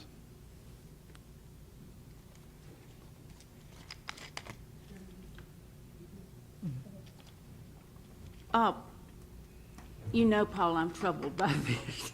No surprise there. I could never find the law, the actual written law, but I did find some excerpts that I wanted to run by you and see what you thought. One of them says that abandonment must be approved by the adjacent property owners. True or false? Or do you know? I've read that several times, as a matter of fact. Yes. So this abandonment, I don't see any reason why this abandonment would have to be approved by the adjacent property owners, because the adjacent property owners, from our research, show that they have no fee in the property, meaning they don't own any access across the easements, nor do they have any dedicated or written ingress-egress access easements. They appear to be traditional public alleys, just like you see in small towns all over Georgia, where they've been there for a really long time, and they're the cities by prescription. Are you required to sell it? Can the city, because this is also something I read, an alley can be abandoned and decided to adjoining properties, but all adjoining property owners must consent. That's what I just asked you. This is usually done with a quitclaim deed, and a lot of verbiage I read said that you didn't have to sell it. You could just quitclaim it to all the different property owners. I find that better because this has been like sitting there, like Melanie, I think you agree, for 100 years, hadn't bothered us, so everybody's worked fine with it. Then all of a sudden, it's become an issue, and we're going to ask people that have been there for however long they've been there, varying times, I'm sure, because the buildings have been bought and sold, to now pay for property that, yeah, it may not have been in their name, but they've all been enjoying it to some degree, going in and out their back door. That's probably the extent they use it. I just think that's kind of harsh, and I think that's, the city is overstepping for money. And do we need that money that bad that we can't just let our citizens, you know, raise them up and help them and not have to buy it? Because what could the city get from it anyway? Why not just be nice people and let the citizens get their claim on it? I guess you have to do that legally, but then don't charge them, don't sell it. So at the end of the day, I think the reason why you have to sell it is because Georgia law requires it. 3637(6) sub G is what requires it. That being said, I absolutely recognize the realities of your concerns. It doesn't mean that the purchase price needs to be onerous, and the purchase price doesn't have to be for fair market value. It is not, I certainly can't, I'll do whatever y'all tell me to do. I don't suggest that we get an appraisal and try and establish fair market value. In my personal opinion, I think that you're talking about a nominal purchase price for those that want to buy the adjoining parcels. Or, you know, the guy here owns the, you know, the building that's, say, 25 feet wide, and his 25 feet wide width of the 10-foot alleyway, and then this guy has a 40-foot wide building or whatever. I don't think that has to be a large figure, and I certainly don't think that the goal of this is to increase the coffers of the city of Loganville. I think it's to dispose of some dirt in a compliance with Georgia law that y'all just don't need to use anymore. I thought 36 told you how you had to sell it, not that you had to sell it. You don't have to abandon it, but once you abandon it, you have to sell it. Georgia Constitution has a gratuity clause that prohibits and prevents the disposal of any government property for no consideration or value. So the Georgia Constitution trumps and preempts that. The issues where you've seen cases or discussions about, you know, you have to get their consent, it's usually when you're dealing with the closure of a road and they have actual access I in did and see the out. law on that. And when you have a situation where their fee attaches to the road, then you address it differently under different provision of Georgia law in disposing of an actual road. Can we sell it as low as $1? Your ordinance, or the ordinance that I've drafted, gives the authority to your city staff to dispose of it. And I think that if, let's just say, this portion of it, if only property owner A wants it, I don't think there's anything to prohibit the sale price from being some nominal figure, $100, $50, whatever. I do think that the reality of it is that y'all have an obligation through the ordinance, and your city staff has an obligation, that if if, say, the property owner to the north and the property owner to the south, or the east and west, both want it, I think the appropriate course of action at that point is then sealed bid, and it would be to basically to the highest dollar figure that it should go. I don't see any reason why it can't be. I wouldn't suggest $1, but, $100, $50, I don't see any reason why you couldn't do that. So what I understand you saying, let's just call them 1, 2, 3, and 4. So if 1 wants to buy his and 2 wants to buy his, but they both want them, then they have to compete in a sealed bid process? No, because again, the ordinance reads in a logical way. Because the statute only allows for the dirt to be sold to property that abuts existing property. So well, let's look at it here specifically. Parcel number 1, which is the corner of Main Street and Pecan Street, and I'm sorry, I don't know the street number. He didn't label that. That's either 258 or 278, I can't tell you. But that corner of Main Street and Pecan Street, that property owner would have the ability to buy the 26 and a half or so feet of the alleyway that is immediately to the south of their property. Or the property owner of 4421 would have the ability to buy it, but nobody else, because Okay, it's only so- the abutting property All owner. right, so So I guess to if they simplify. both wanted it, that's when you have to. Correct. So the only person, really, the only lot that has a vested interest in the alley equally with these buildings is the one on Pecan Street. Because that house butts up to the alley as well as these businesses. Excepting the north-south alley. Right. That one would basically be an interest between either track 3, track 4, and track 5. Or we just totally don't do this and we leave it like it's been for 100 years and everybody enjoys the alley and equally. You We can just- absolutely do that if that's what y'all so decide. I'm just bringing to you what staff requested. Paul, So if- I have I'm sorry, Lisa. Go ahead. So can you draw a dotted line down the middle on the case of 2 people that would have rights to the same thing? You And can- the person on one side would buy to have, like, half of a waterway? Yeah, you can absolutely do that. There's no reason why you can't do that. The only issue there is the utility of the alley. The argument can be made that in terms of the usefulness of the alley for property owner A versus property owner B is that there's a diminished utility to either of them for only obtaining 5 feet versus one or the other obtaining all of the 10 feet. It's also common to see the property line split right down the middle, and you buy the portion that's closest to you, and you buy the portion that's closest to Well, you. yeah, I mean, it seems like we're making, I mean, why don't we just take it, divide it with the dotted line, say the alley's worth $100, and then take it by percent? And, little tract A is $27, and can we not just make it super easy and? You can, but I think that it does potentially diminish some of the economic development incentives of the alley. Meaning, this alley has more value to those commercial properties to the north than it does to that residential property to the south. Plain and simple. So you're saying the alleys have different value?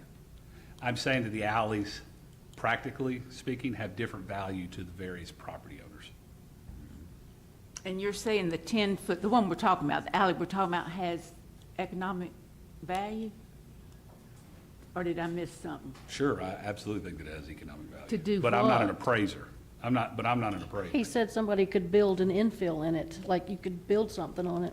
That 10-foot? No. What is infill then? Okay, When- let me clarify. All I right. said that the value of track number 4 or track number 3, in my opinion, and again, I'm not a certified land planner and I'm not an appraiser, but practically speaking, is if that alley is owned by one of those property owners versus being owned by the city, it makes that piece of dirt, either track 4 or track 3, have greater value because it creates an opportunity potentially down the road for economic development through infill, meaning they could fill in that piece, that lot better in the future if they actually own it versus they can't build on it now if they don't own it.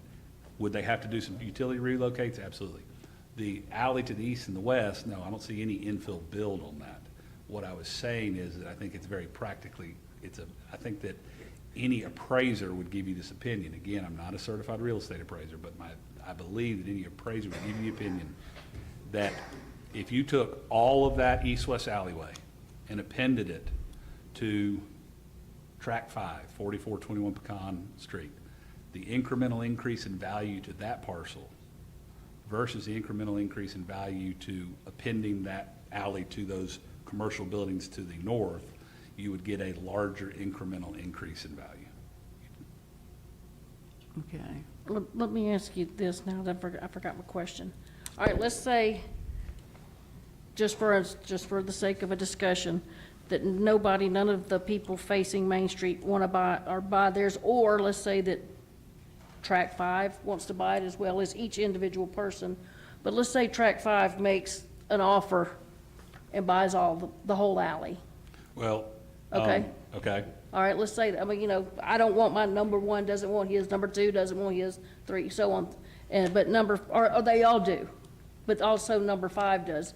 So you're saying that there'll be sealed bids with each section of that? No, I don't think it would be appropriate for track the north-south alleyway to be available for purchase by track 1 or track 2. And only that portion of it that is adjoining track 3. Does that make sense? No, because I think we're talking about 2 different things. The law requires that the property only be sold to a budding property owner. Correct, and I'm saying track 5 abuts all of them, except for okay? But, so track 5 wants the whole alley, and 1, 2, 3, and 4 want their portions. And they want their portion. Yeah. So then now we have to go to a sealed bid Correct. between that. And let's say that track 5 ended up acquiring the entire alley. Okay. What is going to stop, and this is all hypothetical, but you have to look at the future property owners, right? Sure. What stops somebody who buys the whole alley, track 5, infill, building, expanding, doing something, and now these 4 businesses, these 4 properties wouldn't be able to access their back doors or go out because the property is owned by someone else? So, I mean, it just gets tricky to me, and I think if we just left it as the alley, like it's been for 100 years, everybody uses it the way they've always used it, I think you just avoid a lot of, me personally, I think you avoid a lot of issues. That's just my thought. I agree. I agree. I think we're just opening up a can of worms I that never agree. needed to be opened up, but, I mean, I don't speak for the property owners. I'd like to hear what they have to say when we get to that point. I have a question, please. So the alley, if it is acquired by these property owners, who owns the asphalt? Does the city maintain the asphalt or No, the property owners? that's one of the benefits of abandoning it. Y'all no longer have to maintain the alley versus right now. It's not asphalt, it's grass, Lisa. Okay. And we have a property owner that actually cuts the grass. Yeah, has but- cut the grass. Been cutting it for 20 or 30 years. 35 years. Been maintaining it. So I'm not sure why the city all of a sudden has an issue, because they hadn't been maintaining it according to what I'm hearing from the neighbor. But anyway, that's probably another issue. But anyway, I think let's just keep it like it is. No, y'all hadn't had a problem, have you, with your neighbors wanting to trespass or whatever? I don't know. I think we would be creating a problem at this point. Yeah.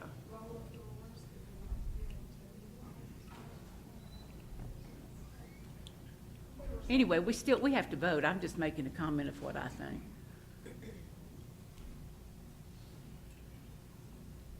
Would you think the state considered the fairest way to do anything, since the city don't want that property, is to have a sealed bid, and the person who wants the property the most will pay whatever amount it is to get that property? But how can the city decide who they want to give it to? I mean, you gotta have some mechanism to And get that's the there. purpose of the ordinance that's been drafted for you. I mean, to me, that's the fair way, and you're not making judgments we should be out of anyway. But that's for the council to decide.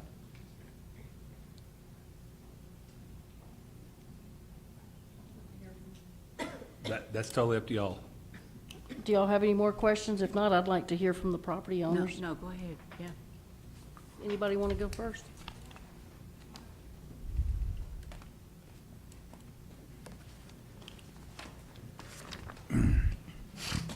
Hi, I'm Christy O'Hara, and my dad and mom own 2 parcels of that property that you're talking about with the alleyway. And it's been like that for, well, our dad's owned it for probably 30 years. And we've never had an issue before, and I agree with you, Patty, that I think if we start trying to divide it, I think it is going to create problems. And we have been very lucky in the fact that they've been maintaining it. So it hasn't been the city's issue with maintaining the property. But we have buildings that are on that, in that alley, that we have a back door. And so we feel like the tenants need to be able to access that back door if they need to. Not to mention the fact that it was 2 years ago, we had an issue with one of our tenants had a backup with their plumbing, and we have spent $5,000 of our own money because the plumbing is so antiquated in that alley, and we could not get people that were neighbors at that time to help pay for that. From what I understand from the commercial plumber, there's 3 pipes, or it's joined together, so 3 buildings have the same pipe. And we actually pay for the whole expense. So we spent almost $4,000 to fix that. No one was around at the time asking for the property and for us to pay for that. And I just think it's just absurd.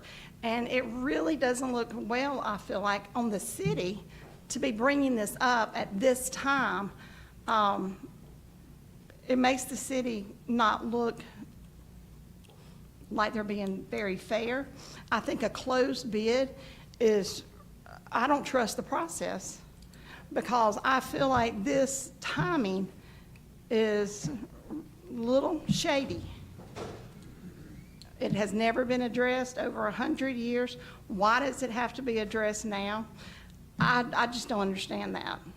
But I definitely think it's detrimental. Also, fire trucks, we need to all be able to get back there to our property. And I wish that the city would look at it from the citizens' points, from everyone's point of view, and make a decision to leave it alone and keep it the same. Some things are, it's not progress, it's just problems. Thank you.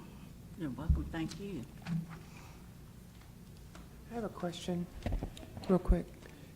If we did this process, could we, as part of the deed or the sale, create some sort of easement that made sure that everybody, every owner still had access and could not be blocked all the way through? Yes. You could reserve unto all the adjoining property owners that ingress, egress over, through, and across the entirety of this alleyway, or maybe only portions of it, depending upon who needs to get where. And what I mean by that is that portion of the alley all the way at the end that Right. basically goes to where I guess it used to continue through before the CVS went in place. But yeah, you absolutely could condition the abandonment deeds such that all adjoining property owners had ingress, egress rights and access across all of this portion, or some portions or all the portions of the alley. Okay, No so problem. we can protect everybody from still being able to get to what they need to get to? Absolutely. Okay, perfect.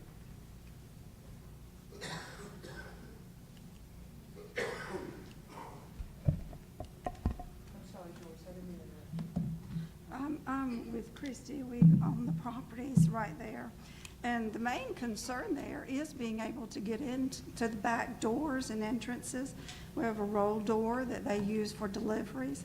And this has not been an issue for over 100 years. It shouldn't be brought up at this time. And as far as some of the ways that this would be brought about, we could be really gouged because, of course, we want to be able to get into our back doors. It's real important for those businesses. As far as building structures, it sounds good right now, and everybody's on board. We're not going to build anything. But I've seen this before. I'm from here, and I've seen land purchased and parking lots and spaces promised that never came through. Right now, while everybody's here, and there might not be anything built, but later on, I've seen that changed. And it's a really small, insignificant piece of property, except for some people like us, the store owners. Thank you. Just to clarify, if you, just to make sure, we're clear, if you sell this property to these property owners, just make it gives them more control over this property. I just want to make sure we're clear on this, that you're selling them the fee.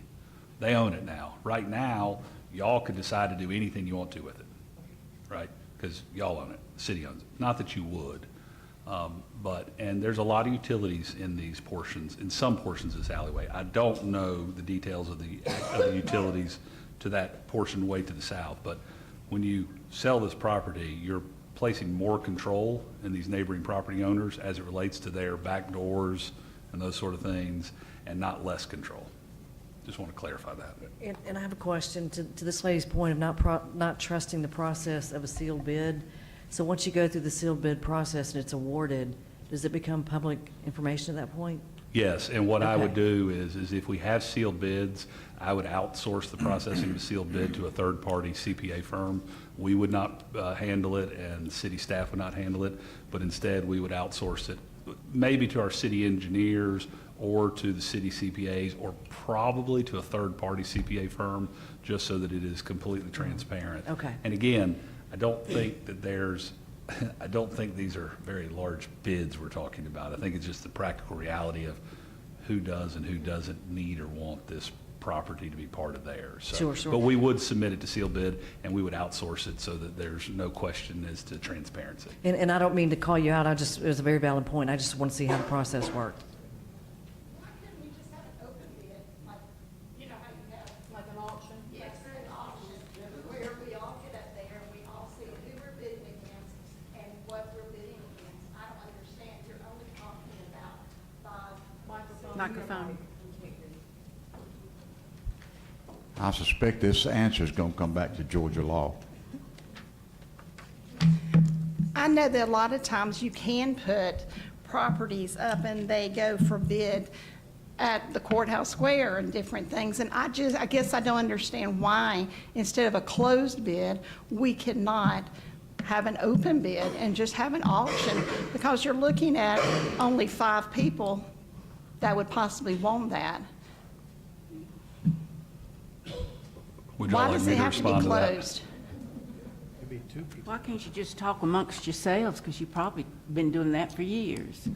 At the end of the day, if you wanted to be open auction, you certainly could. The traditional path for these small parcels is first staff works to communicate with those, and larger jurisdictions have a more formal a more formal form that everybody fills out. There's only 5 or 6 property owners, very small. They'll just communicate one with their, do you want any of this? Do you want any of this? Do you want any of this? And then as a result of their very informal survey, determine, all right, what portions of this do we need a sealed bid on, which portions do we not? Meaning, I suspect that not every square inch of this is going to need a sealed bid process.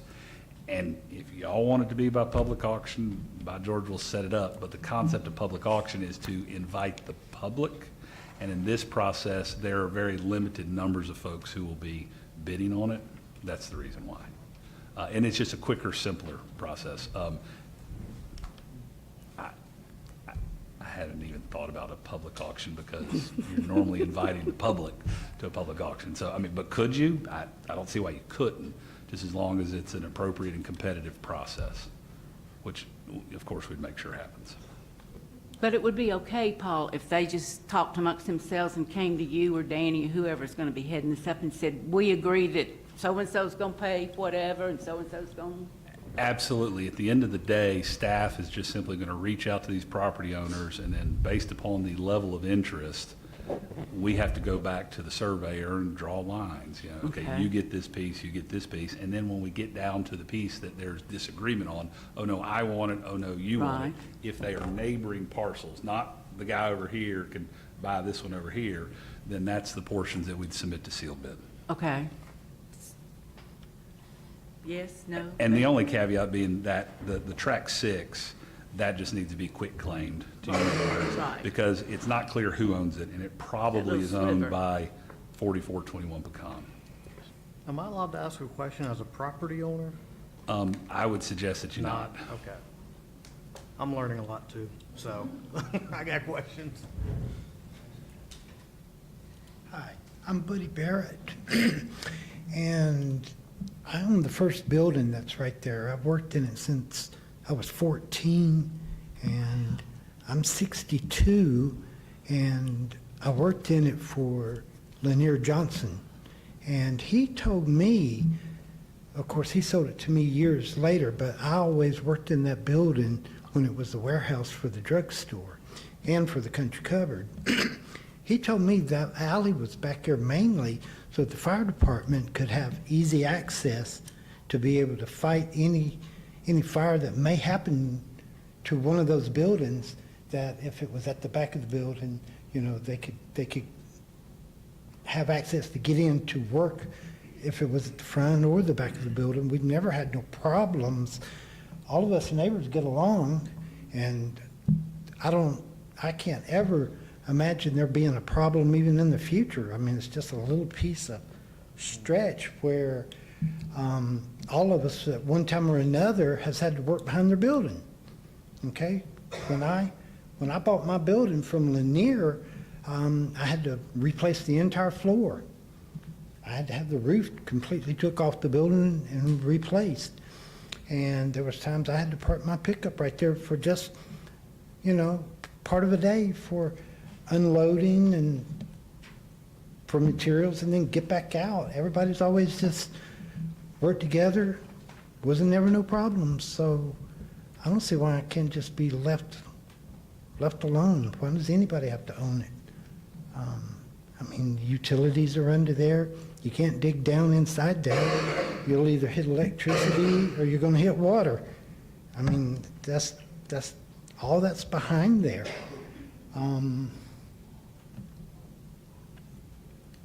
It just, and Mr. Eric's been so gracious as to take care of the property and cut it, and never asked anybody to pay him for it. He did it because he loves his town. You know, we enjoy having those buildings because we grew up and there were other businesses there, and it's just a part of our lives. So I think everything is good to leave it alone, just like it is. Okay? Thank you. Thank you. Thank you.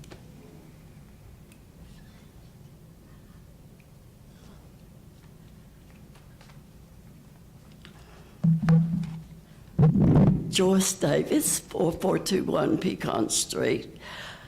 My property joins the alley. Everybody knows. Okay, so, but I have to tell this for the record, and I'll read it. In the mid-'80s, my property was being invaded by wharf rats coming from the buildings and the land next to me. I requested the city to cut down the 5 to 6 feet weeds and clean up the trash.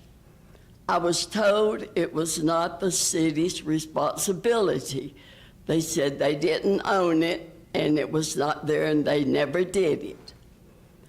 So I tried to get in touch with the builders, which was practically impossible. Nobody claimed any ownership of the alley. So I went and bought decon by the box loads, and I put them out until all the rats, I couldn't find any. They could be there, but I can't find them. We cut down the weeds. Ever since that time, over 35 years ago, my family has taken on that alley. We have cut the grass, weed-eated, picked up trash, made where the storm water would go down, it would go into the buildings. We tried to keep them from being, messed up with the water situation. We had it in our yard. We had a lot of pecan trees that rotted because of so much water that would run into our yard. But the thing is, we love the alley. Now, there's an easement the city has for their utilities that was given to them way back. And so, but the rest of the alley to the buildings has never been claimed. We spent money investigating. Now, I could not hear one word that was said here tonight, so I don't know what y'all gonna do or what you're not gonna do. But if I owned that piece of land from one end of the alley to the other, I would want to get it graded down correctly and cement it except for that easement. And I would want a mural to be painted on the outside walls so that when visitors and all would be coming into our town, and our street is going to be a busy street because of the dental office and so forth down at the other end. So I would want it to be beautiful for the town, not looking like a back alley. But there are people who have walked for years from Pecan Street going over to Walgreens or wherever they were walking back and forth. It's always been a public place for people to, do a shortcut. And we've kept it clean without anybody being able to have an accident and fall. We kept it maintenance. And we do to this day. It's not something we just did. So I'm hoping whatever y'all do, that somebody can maintain that alley the way it needs to be. And I can't say that it was abandoned as far as the maintenance, because we kept that up. But it don't look like the other side of town. It never has. I don't think we've ever gotten any city help on our side like they might have got. But I want to see it, and I want to see our town grow, and I want to see it look like the founders back in the 1800s wanted it to be. Our house, is a Walton County landmark. It's historical.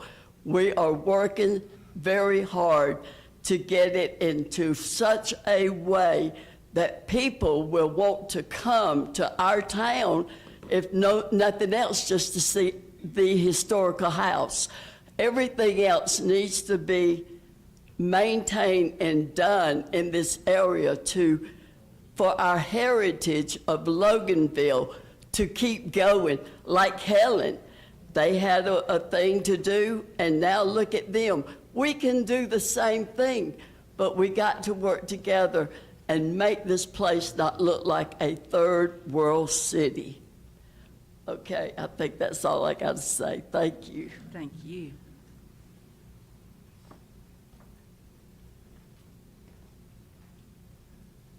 Good afternoon. My name is Lee Phillips. I live at 4421 Pecan Street with my mother, Joyce Davis. We have been there since 1972.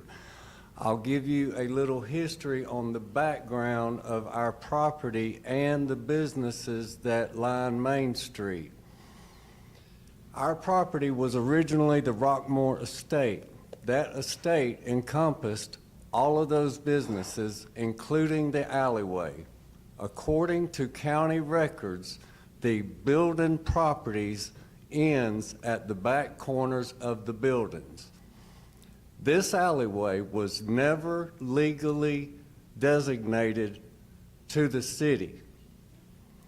But when the Rockmore Estate was sold at auction in 1936, somewhere around there, I don't know the exact date, it's public record, the new owners did not take ownership of the alleyway because it was their understanding that it was an easement for the city, which that conversation more than likely took place between the Rockmores and city officials, because when Lot 1 and 2, Lot 1 was built first by the Rockmores.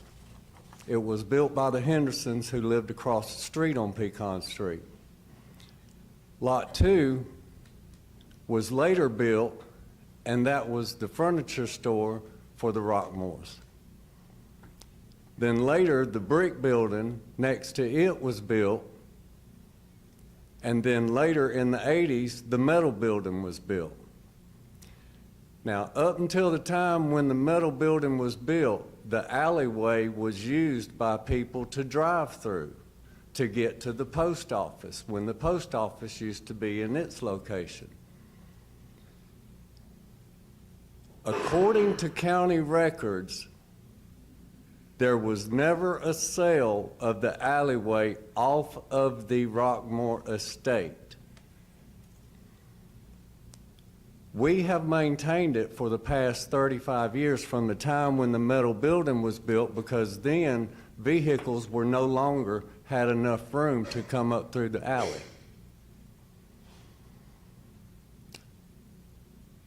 A few years back, the city of Loganville put a new water line down Pecan Street, right on the front side of our property, and came right up the alleyway right next to our fence line. What they did when they put in this water line so that they could have a fire hydrant behind the corner of the block building and the metal building in the alleyway, they cut all the main roots to our pecan trees, which were the tallest pecan trees in Loganville because they were the oldest pecan trees in Loganville. Because they cut the roots, our trees developed root rot and termite infestation, and we lost all of our beautiful pecan trees. Not only that, when they backfilled the alleyway over the water line, they broke the elbow underneath the hydrant, and it was a holiday weekend, 4-day weekend. All weekend long, thousands of gallons of water poured out of the ground onto our property and underneath the buildings 1, 2, and at the backside of 3, flooding out the whole entire alley all weekend long. After the holiday, they came back and they repaired it. And when they backfilled it again, they broke it again and didn't realize it because it was underground and it didn't all of a sudden just come up. It took a day, and once again, it was another long weekend. And thousands and thousands and thousands of gallons of water poured out and flooded under the buildings and into our yard. Because of the rotted tree roots from the dead trees, we now have large cavities as big around as a full-grown man, because that's how big these tree roots were. They were bigger around than me. And trust me, I've dug some of them up out of the front yard, and I've dug down 6 to 8 feet, and they still being as big around as me, and I couldn't go down no further. And I had to backfill what I could. I had to do this all by hand because we can't afford to have somebody come and do all this work. My mom is 85. I'm disabled. I have a genetic condition that renders me in severe pain all day long. I don't get a resting moment from my pain. And so being on limited income, both of us, it is very hard for us to tackle the new struggles that are coming our way. Now,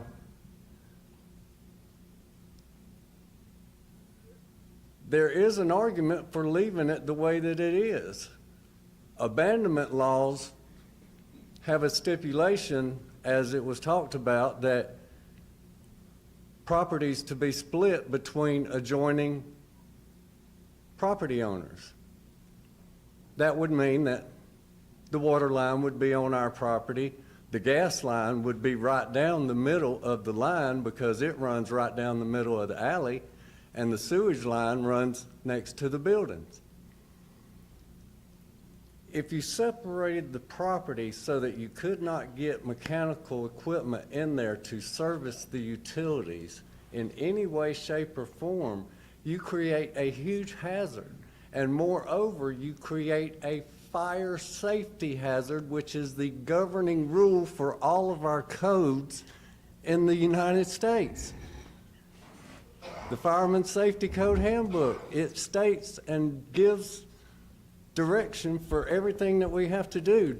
Mr. The way Phillips. the buildings are set up, that alleyway is not just an easement for utilities, it is an easement for emergency exits from the buildings. Mr. Phillips, you had 5 minutes and you've run over. You've got one or two more sentences. I'll leave it at that. I think that's enough information. Okay. There's never been anything registered as the sale of that alleyway off of the original Rockmore estate. Okay. So we'll let y'all decide Okay. from there. Thank you. Thank you. Mr. Mayor. Mr. Mayor, Yes.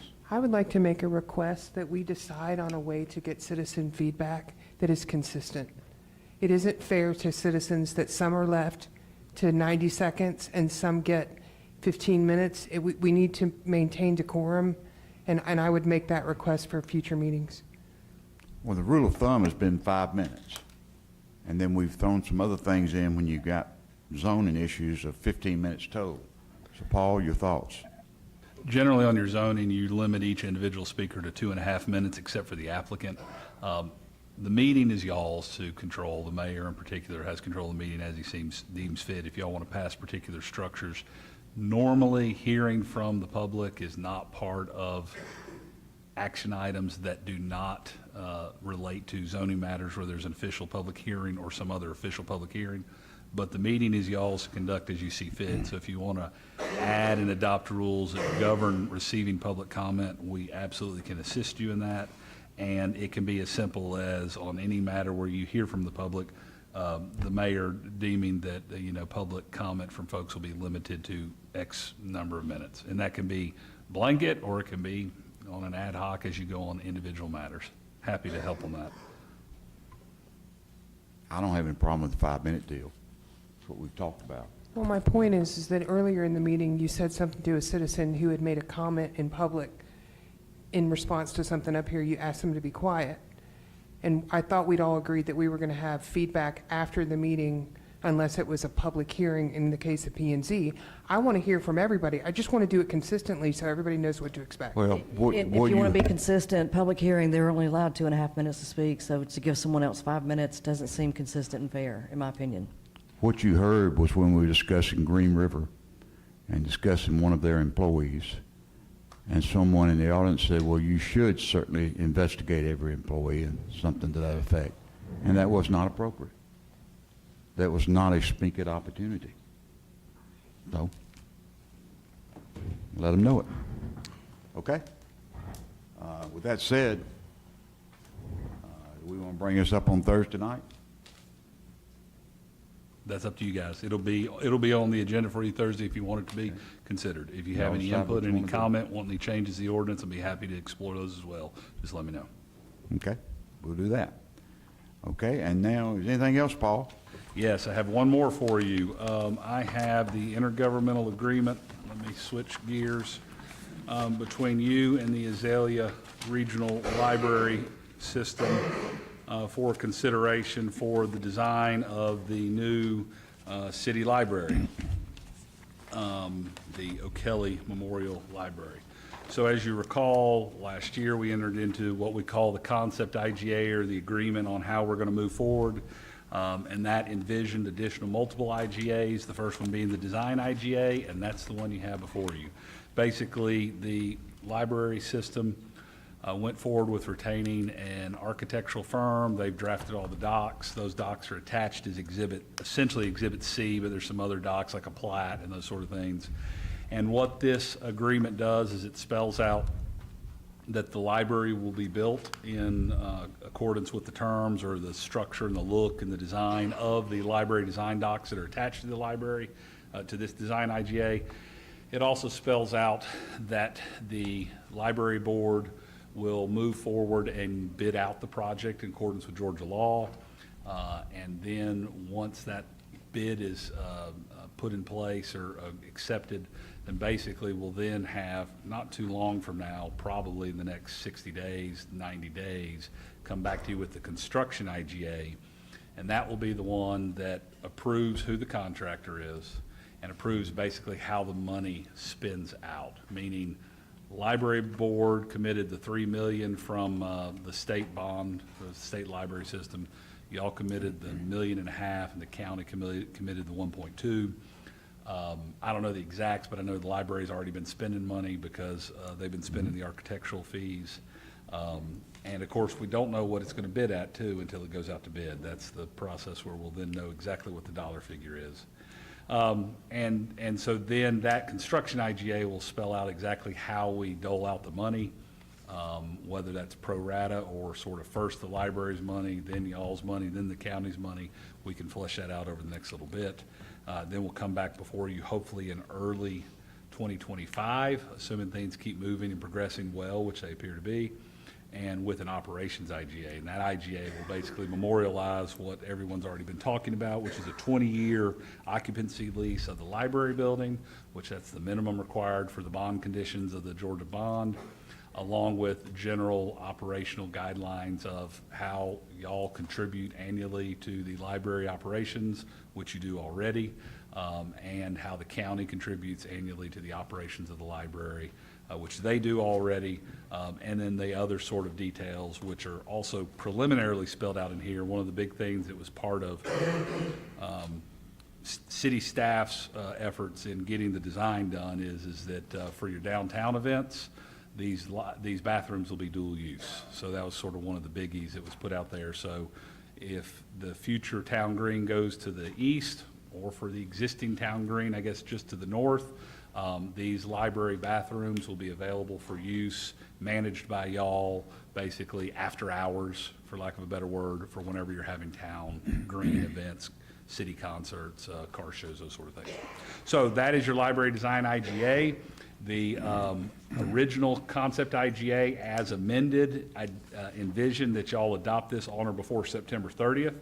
The library board has a called meeting set for September 23rd to adopt this agreement. So you don't have to, but I would suggest and ask that if y'all are okay with this design IGA, that you adopt it this Thursday so that we're complying with that September 30th deadline. And then they're planning on adopting it on September 23rd. This IGA does not involve the county because the county wasn't part of, didn't want to be, or sort of care about the design. They just said, we're giving you the $1.2 million. They'll be part of the next two because they are putting their money in at that point. And then, of course, they contribute annually and will continue to do so, and expect or believe that y'all will continue to do so as well. So that is the design IGA. I'll be happy to answer any questions you may have, and this can come before you for a vote on Thursday if you're so ready.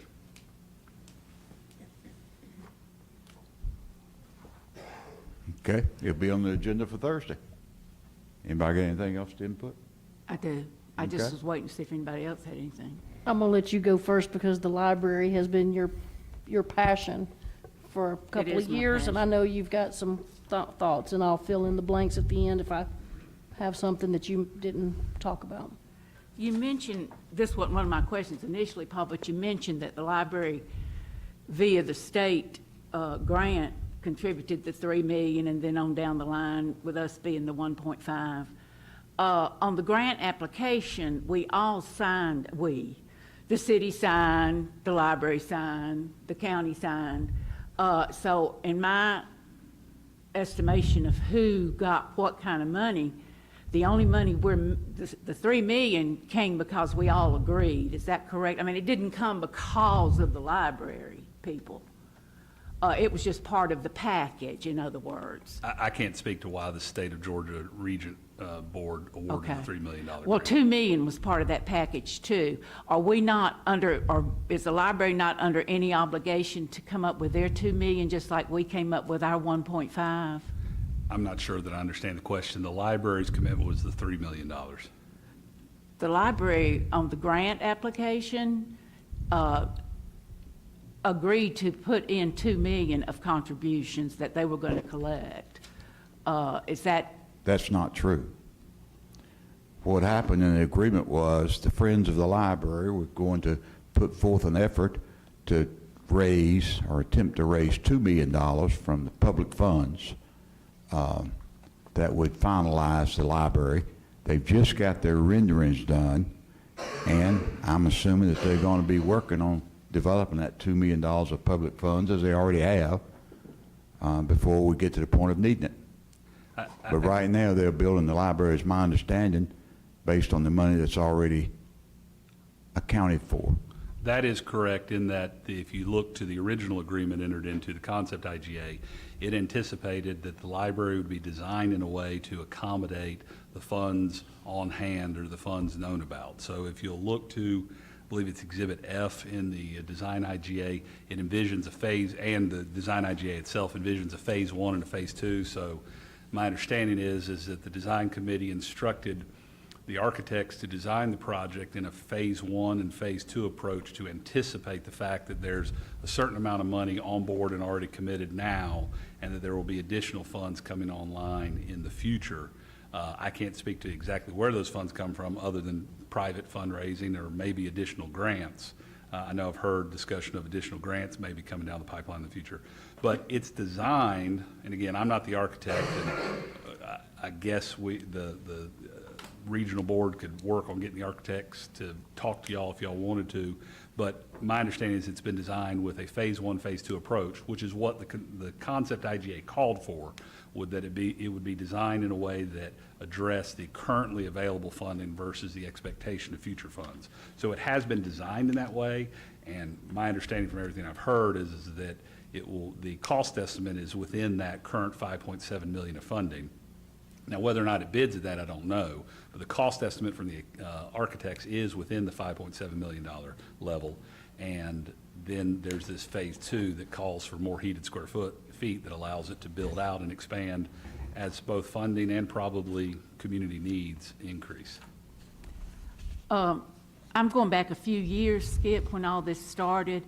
Everything I just said is 100% truth. The grant application, the initial grant application, Skip, from several years ago. Now, the first IGA may have changed what I'm saying, but initially, we were going to do 1.5, county was 1.2, grant was 3 million, and the library was 2 million. That's on the initial grant application where everybody signed it. And Now, Patty, you're right. It may well be. No, wait, she's right. No, she's right. It may well She's be. absolutely That's right. okay. That is what it said. I'm sorry. But I mean, that 2 it million says- was coming from private it funds. says private funds, From the $2 million. Friends of the Library. I'm looking at it. and You're we correct. have on YouTube, if you want to go back and look at it, Skip, because I didn't plan on sitting here going back and forth with you, but YouTube, I mean, we got commitments from several people sitting right over there. Yes, we're going to go out immediately and start getting that money, and we're going to, all of that may have changed based on the first IGA. They told us they were hiring professional fundraisers. Yes, and at that time, the Friends of the Library was not even formed, because it wasn't formed until 2/23, y'all know better than me, but it wasn't formed when all this started, Skip. So But you're saying the library said they were going to kick in $2 million of library I'm funds, saying and that's what not the gra- true. That's what the grant Well, it may be, but application it's- said, Skip. I didn't do the grant, so I can't tell you. Hang on, that. hang on. I think we're talking the same thing. The application said that there would be $2 million of private funds. It does not say that it came from the library from AZR. It said $2 million of private funds were the source, anticipated source of project funds, be private $2 million. You are correct. Private funds. Okay, that's probably old news. I'm just curious as to where the 2 million is. How much have y'all raised?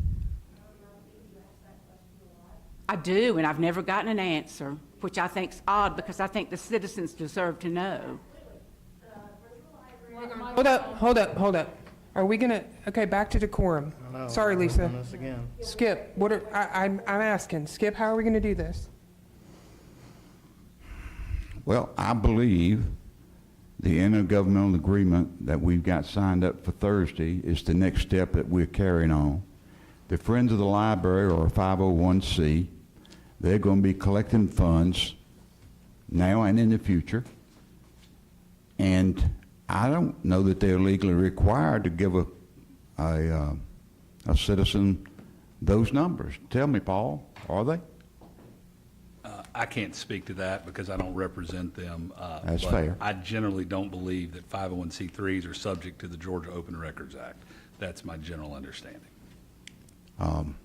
That aren't a governmental entity under the definition of the Open Records Act, and I don't know them to be. And I believe the project is anticipating those public funds, and that remains to be seen. I'm moving on. Is the IGA, does it obligate the citizens? I mean, is it a legal document? So if we agree to the IGA, then we have obligated the citizens to whatever's in this document? True? I just You've want to make sure. obligated the city of Loganville to the terms of the agreement, yes. Which in turn, which is Because the citizens. So, I mean, to me it is anyway. I mean, you know, money comes from them. So that, I just wanted to make sure that it was as legal as a contract would be legal. it is indeed a contract. Okay. The restrooms, are we gonna have to pay for that, the use of the restrooms? Has anybody settled on that, or? No, the intent is that it's dual use. That'll be part of the operations IGA. No additional funding to be expended for use of the restrooms. So that's just an agreement There that- were initial discussion, there certainly were discussions about during our use, we'll be responsible for the upkeep and care of them when we're using them. They would be responsible for the upkeep and care of them during their normal uses. Okay. But that will be fleshed out in the operations IGA, which will be the last one for us to put together for you once this project has gone out to bid and has been awarded and is ready to be built. Okay.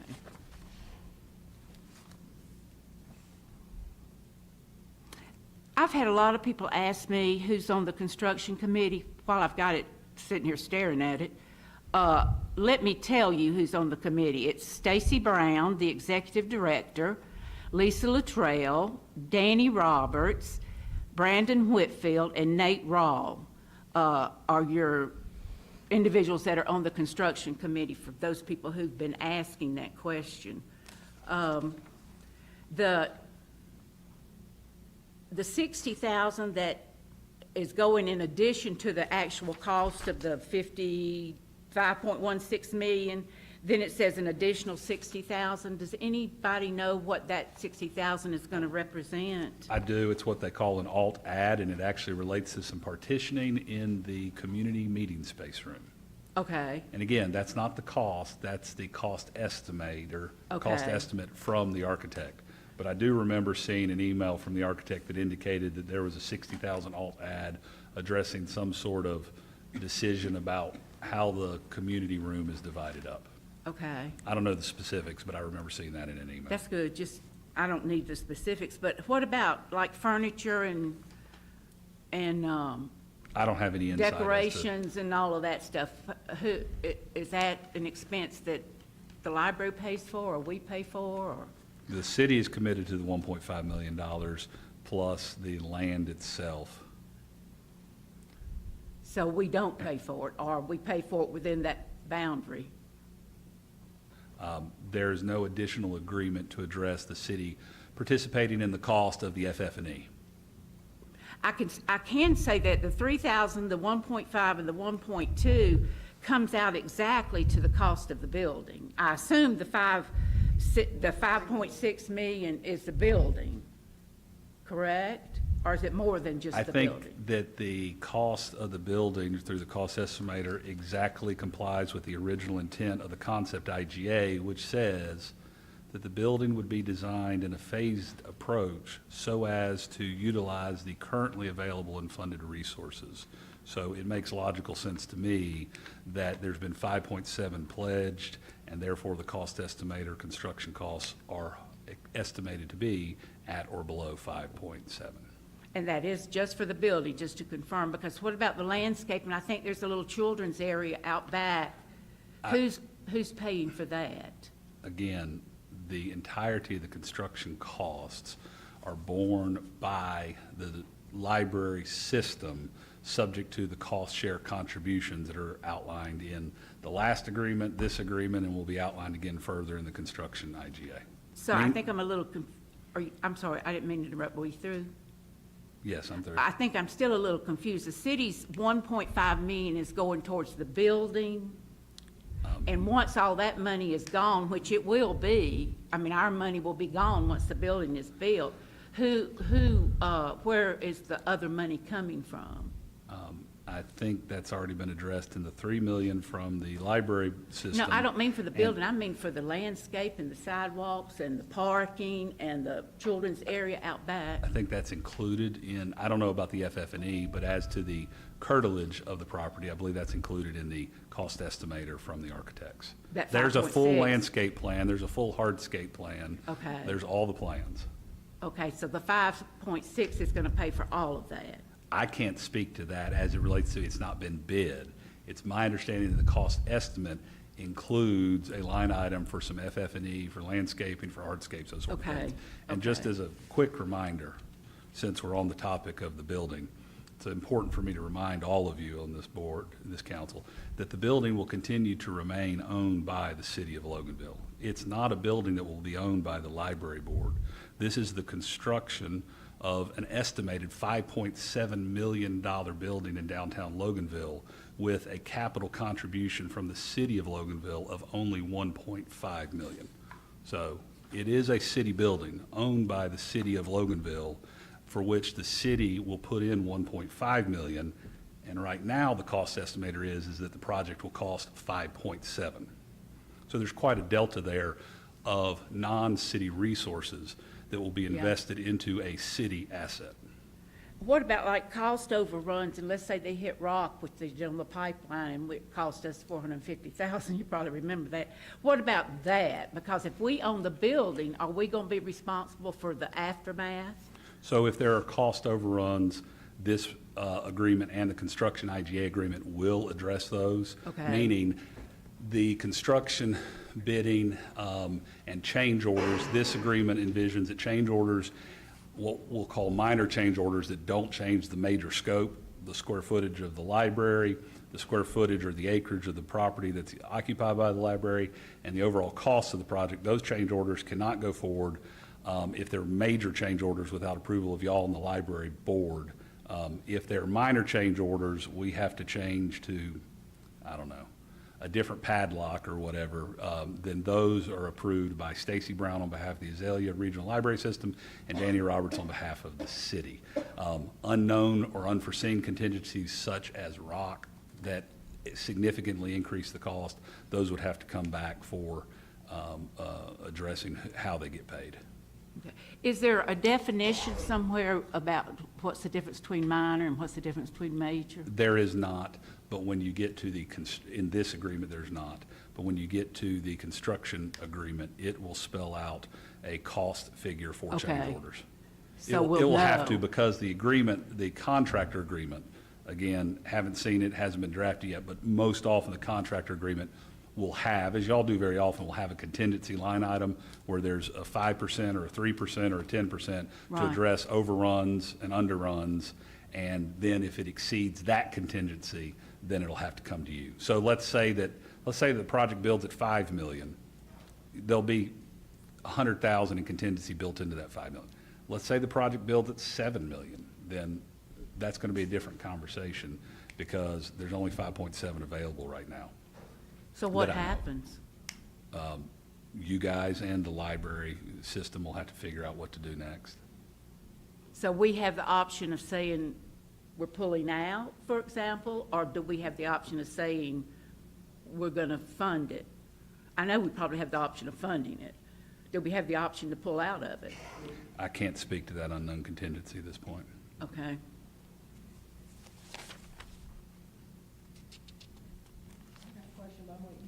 Go ahead. I'm flipping papers right now. Okay. Well, I know from the beginning, they said they would build down to their budget, to their money. And so I just wanted to point a few things out because we were told that we had to have a new library under certain extenuating circumstances, such as we needed to gain square footage. The September 21st feasibility study done by McMillan, Hasden, and Smith, they said that we needed, based on our population, they needed an initial phase of 15,000 square feet with a second phase to bring the total to 24,900. However, building down to our money, we're getting 10,833 square feet. Our existing library is 7,162 square feet. We were told that parking was a major concern at our current library, that there's nowhere near enough parking spots. Again, the feasibility study said that we needed the initial phase, the first phase, that they required 150 parking spaces with an additional 50 parking spaces built with phase 2.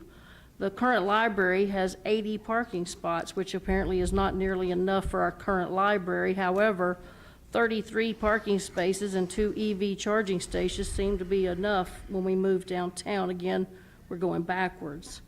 The feasibility study stated that the current library shelving was inadequate to house collections of books.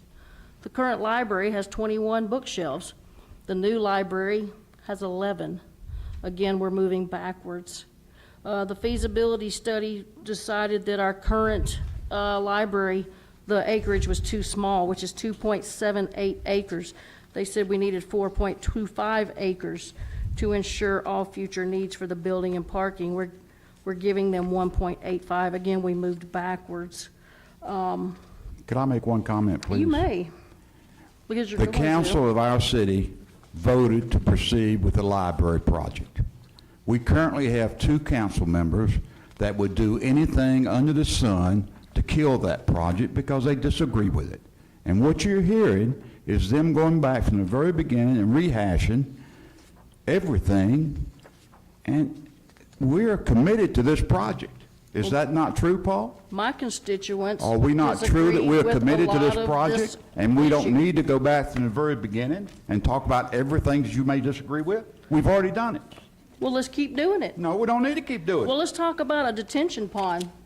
Let's talk So about what? that. Yeah, what's that? We what? made decisions, Do you think the voted citizens- against Do you it. think You the got your citizens vote of in every case, Loganville- did you not? Do you Did you think not the get your vote in citizens of every case? Loganville want to Did you spend not probably get- $1 million did on you, a detention Did you pond get your for a vote in every library? case? I'm telling you, it's, Enough. that's what I say, enough. No. I actually have something to say. And I'm going to go back,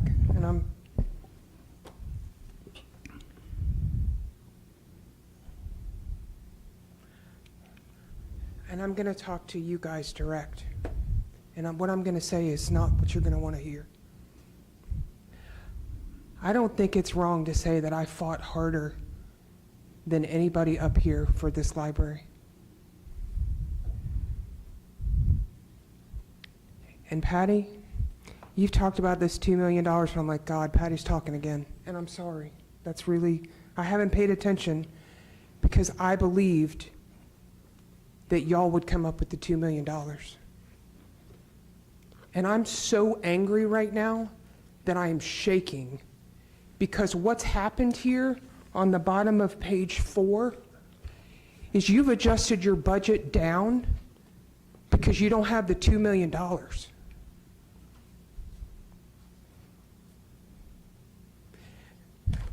And unfortunately, I think that's what you guys have been saying the whole time. I missed it. I supported it. You know what? The city backs $1.5 million. You guys do your part. It says total building costs, $7.5 million. I busted my ass. Countless hours. The question is legitimate. And I mean, I know we can't make you tell us, but do you know how much heat I took? And now the solution is just to reduce the budget to $5.5 million because we don't have the 2? And I see it at the bottom of an IGA as a footnote? I'm like, we committed, and I always honor my commitments, but I don't even know what to say. I mean, I'm like, I'm shaking. And maybe I can share a little bit of light on that. They were waiting to get the architectural and the engineering results to be able to show the public that rendering. It is very difficult. It doesn't matter whether it's Hindus or not. That's not your decision. You got your vote. You got your Can y'all vote. cut it out? I'm telling you. Listen, you what they can't were raise waiting for- money excuse me. without, no, you can't raise What- money without a drawing. I get that. Okay. But the drawing, Then we're there. the drawing is a $5.5 million library. Not a seven and a With plans to half. increase it as the funds come in. When? Well, when they come in. That's not good enough, Skip. We have Well, told these may not be good citizens enough for sitting you. out here many times, we've gone over this. I agree with Ann, of course, she knows I would agree with her, but nothing's come to pass. The library's trying to put a building of lesser size because we were told again on the grant applicant, 15,000 square feet, 25,000 for the second phase. We're not getting any of that, any of it. And besides which, our big, gorgeous, and historic trees are going to have to be cut down to put that modern warehouse-looking building that doesn't look a thing like anything in this city, put it in that space. We have just been taken, as far as I'm concerned. The bait and switch. citizens I don't have. think we've been taken. I think there was the best of intentions. I don't understand. I don't understand how we got here. We But have an when the best IG, we intentions have an, don't work but out, Skip Ed. is correct. We have an IGA. We've approved the funds. We can take the funds back.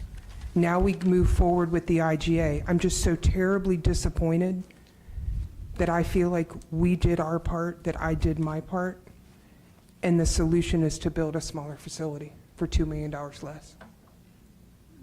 Imagine how your citizens out here feel. Well, keep in mind that this was designed to be drawn in phases. The people raising the money, they tried, as I understand it, to get a consultant that worked in Monroe, and that didn't work out because they wanted quite a bit of money up front. So now they've got the friend of the library that's going to pursue getting public funds. And we'll see how that all washes out at the end of the day, but we're not going to solve it tonight.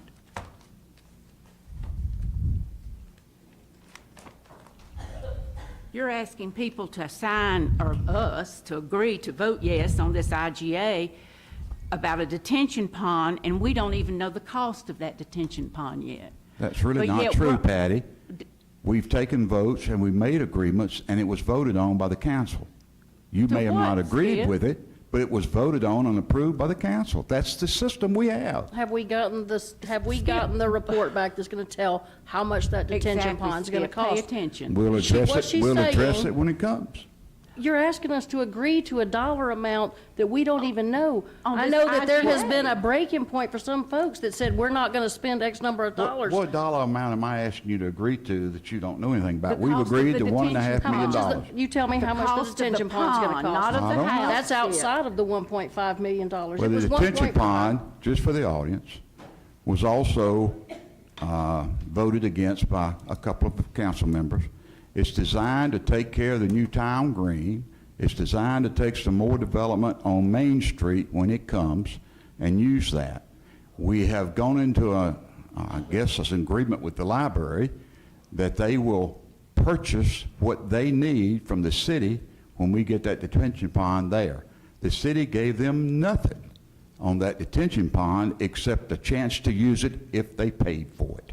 That's what you voted on. That's what was agreed upon, and that's the way we're pursuing it. Sorry. Did we vote on that, Skip? Yes, ma'am. We voted on the percentages and all that? No, they didn't ever give a percentage. We It just was- voted on It was buying said it the would be house. We based on voted on usage. purchasing their property, and you'll Exactly. get to vote again when we get that information. But it's in the IGA right now that you're So asking us to agree to. Let me clarify for you. Yes, the detention pond is in the IGA, that the cost of the off-site detention efforts, all of it, all off-site efforts will be split 50-50 between the library and the city. The reason for the 50-50 is the engineering is not complete. We talked, is it going to be 60, is it going to be 40? So the property split between the, what I call the town green tract to the east and the library tract to the west is so close to 50-50 that in discussions with council for the library board, we said, look, we're going to have to make our best guess, so let's make it a very simple, logical number of 50-50. It is anticipated that the detention pond will have use for both the town green space, the library space, and some potential other off-site properties in downtown. So, but that engineering, I do think there was an estimate of about, I'm going to get in trouble with y'all quoting it, but I saw some emails from Danny of like 350, 375, something like that. So halvesy, library board and us. But that, our half is not to address their use of the detention pond. It's to have the detention pond available for these other uses. So yes, it is a joint detention pond. Yes, it will service this library. And yes, this IGA envisions a splitting of that cost. And that number does not include the fact that we're already $209,900. So you're actually saying, like, say, 4 plus. No, it does include. You're talking about the acquisition The cost of. $209,900, that's the study, the land and everything? That So is you're in- telling me they're gonna raise a road, build a bridge, and build a detention pond, tear up Covington Street and run pipes for $375? I can't- $75,000? I can't speak to what it's gonna cost. What I'm telling you is that what's agreed to in here is the totality of the cost of the detention pond, meaning the design, the underlying real estate, the pipes, the construction to install it. The expectation is that the entirety of those costs will be split 50-50 between the library and the city.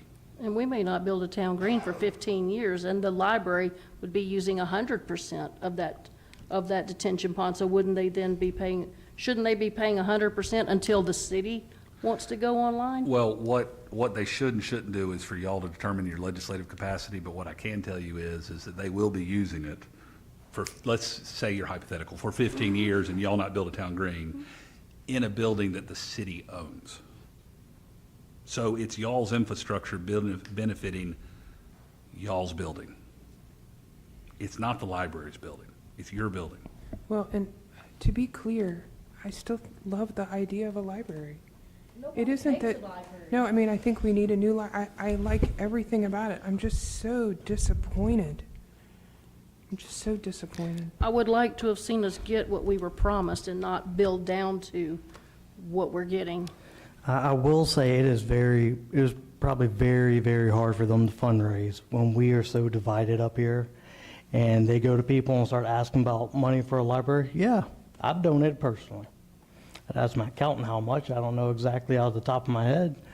I know some other people have given money. So some of the community that do support the library are giving. And the reason why they're probably not releasing it is because they know Patty will go online and bash everyone who gives money to the library, like she does anything else that she disagrees with. So, Brandon, Excuse me, Brandon. Kathy. Kathy, you're not on this council. I get to answer Regardless. that.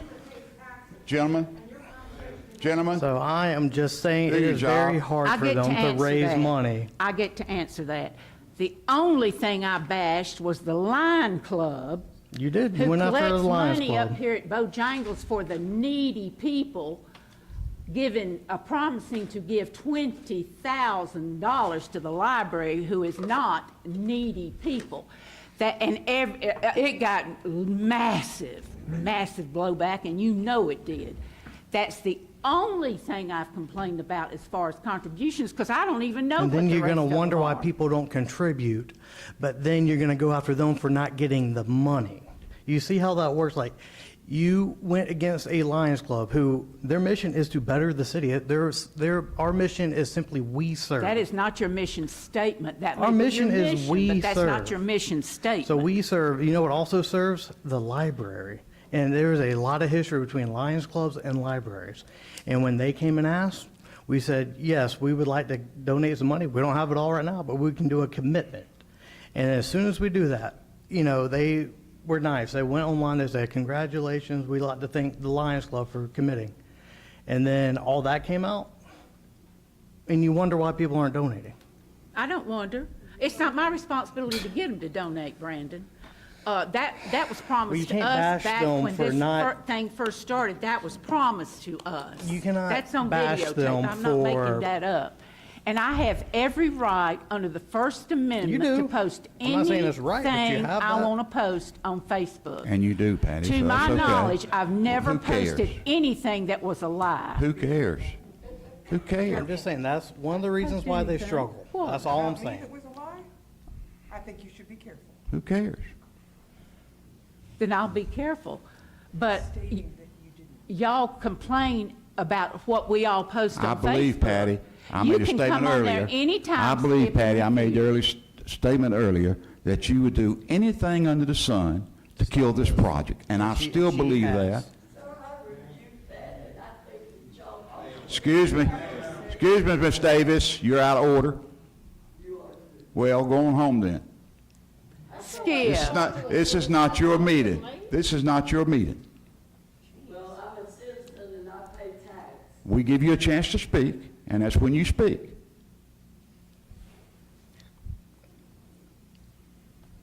I think we should close this meeting because these comments to a citizen, I'm not going to sit here and listen to. I'm just not.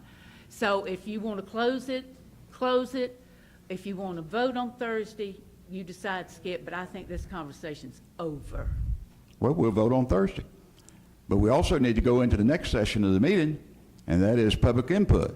So anybody here that has any public input, feel free to, you got 5 minutes. Don't we have to close the regular meeting? No, we do that after. We don't do that anymore. Do we have anyone who would like to speak on anything going on in the city that you've got on your mind? Okay, if not, I'd like to have a motion to adjourn. We have a motion to adjourn. Have a second? Got a second? All in favor say aye. Aye. Those opposed? Meeting adjourned.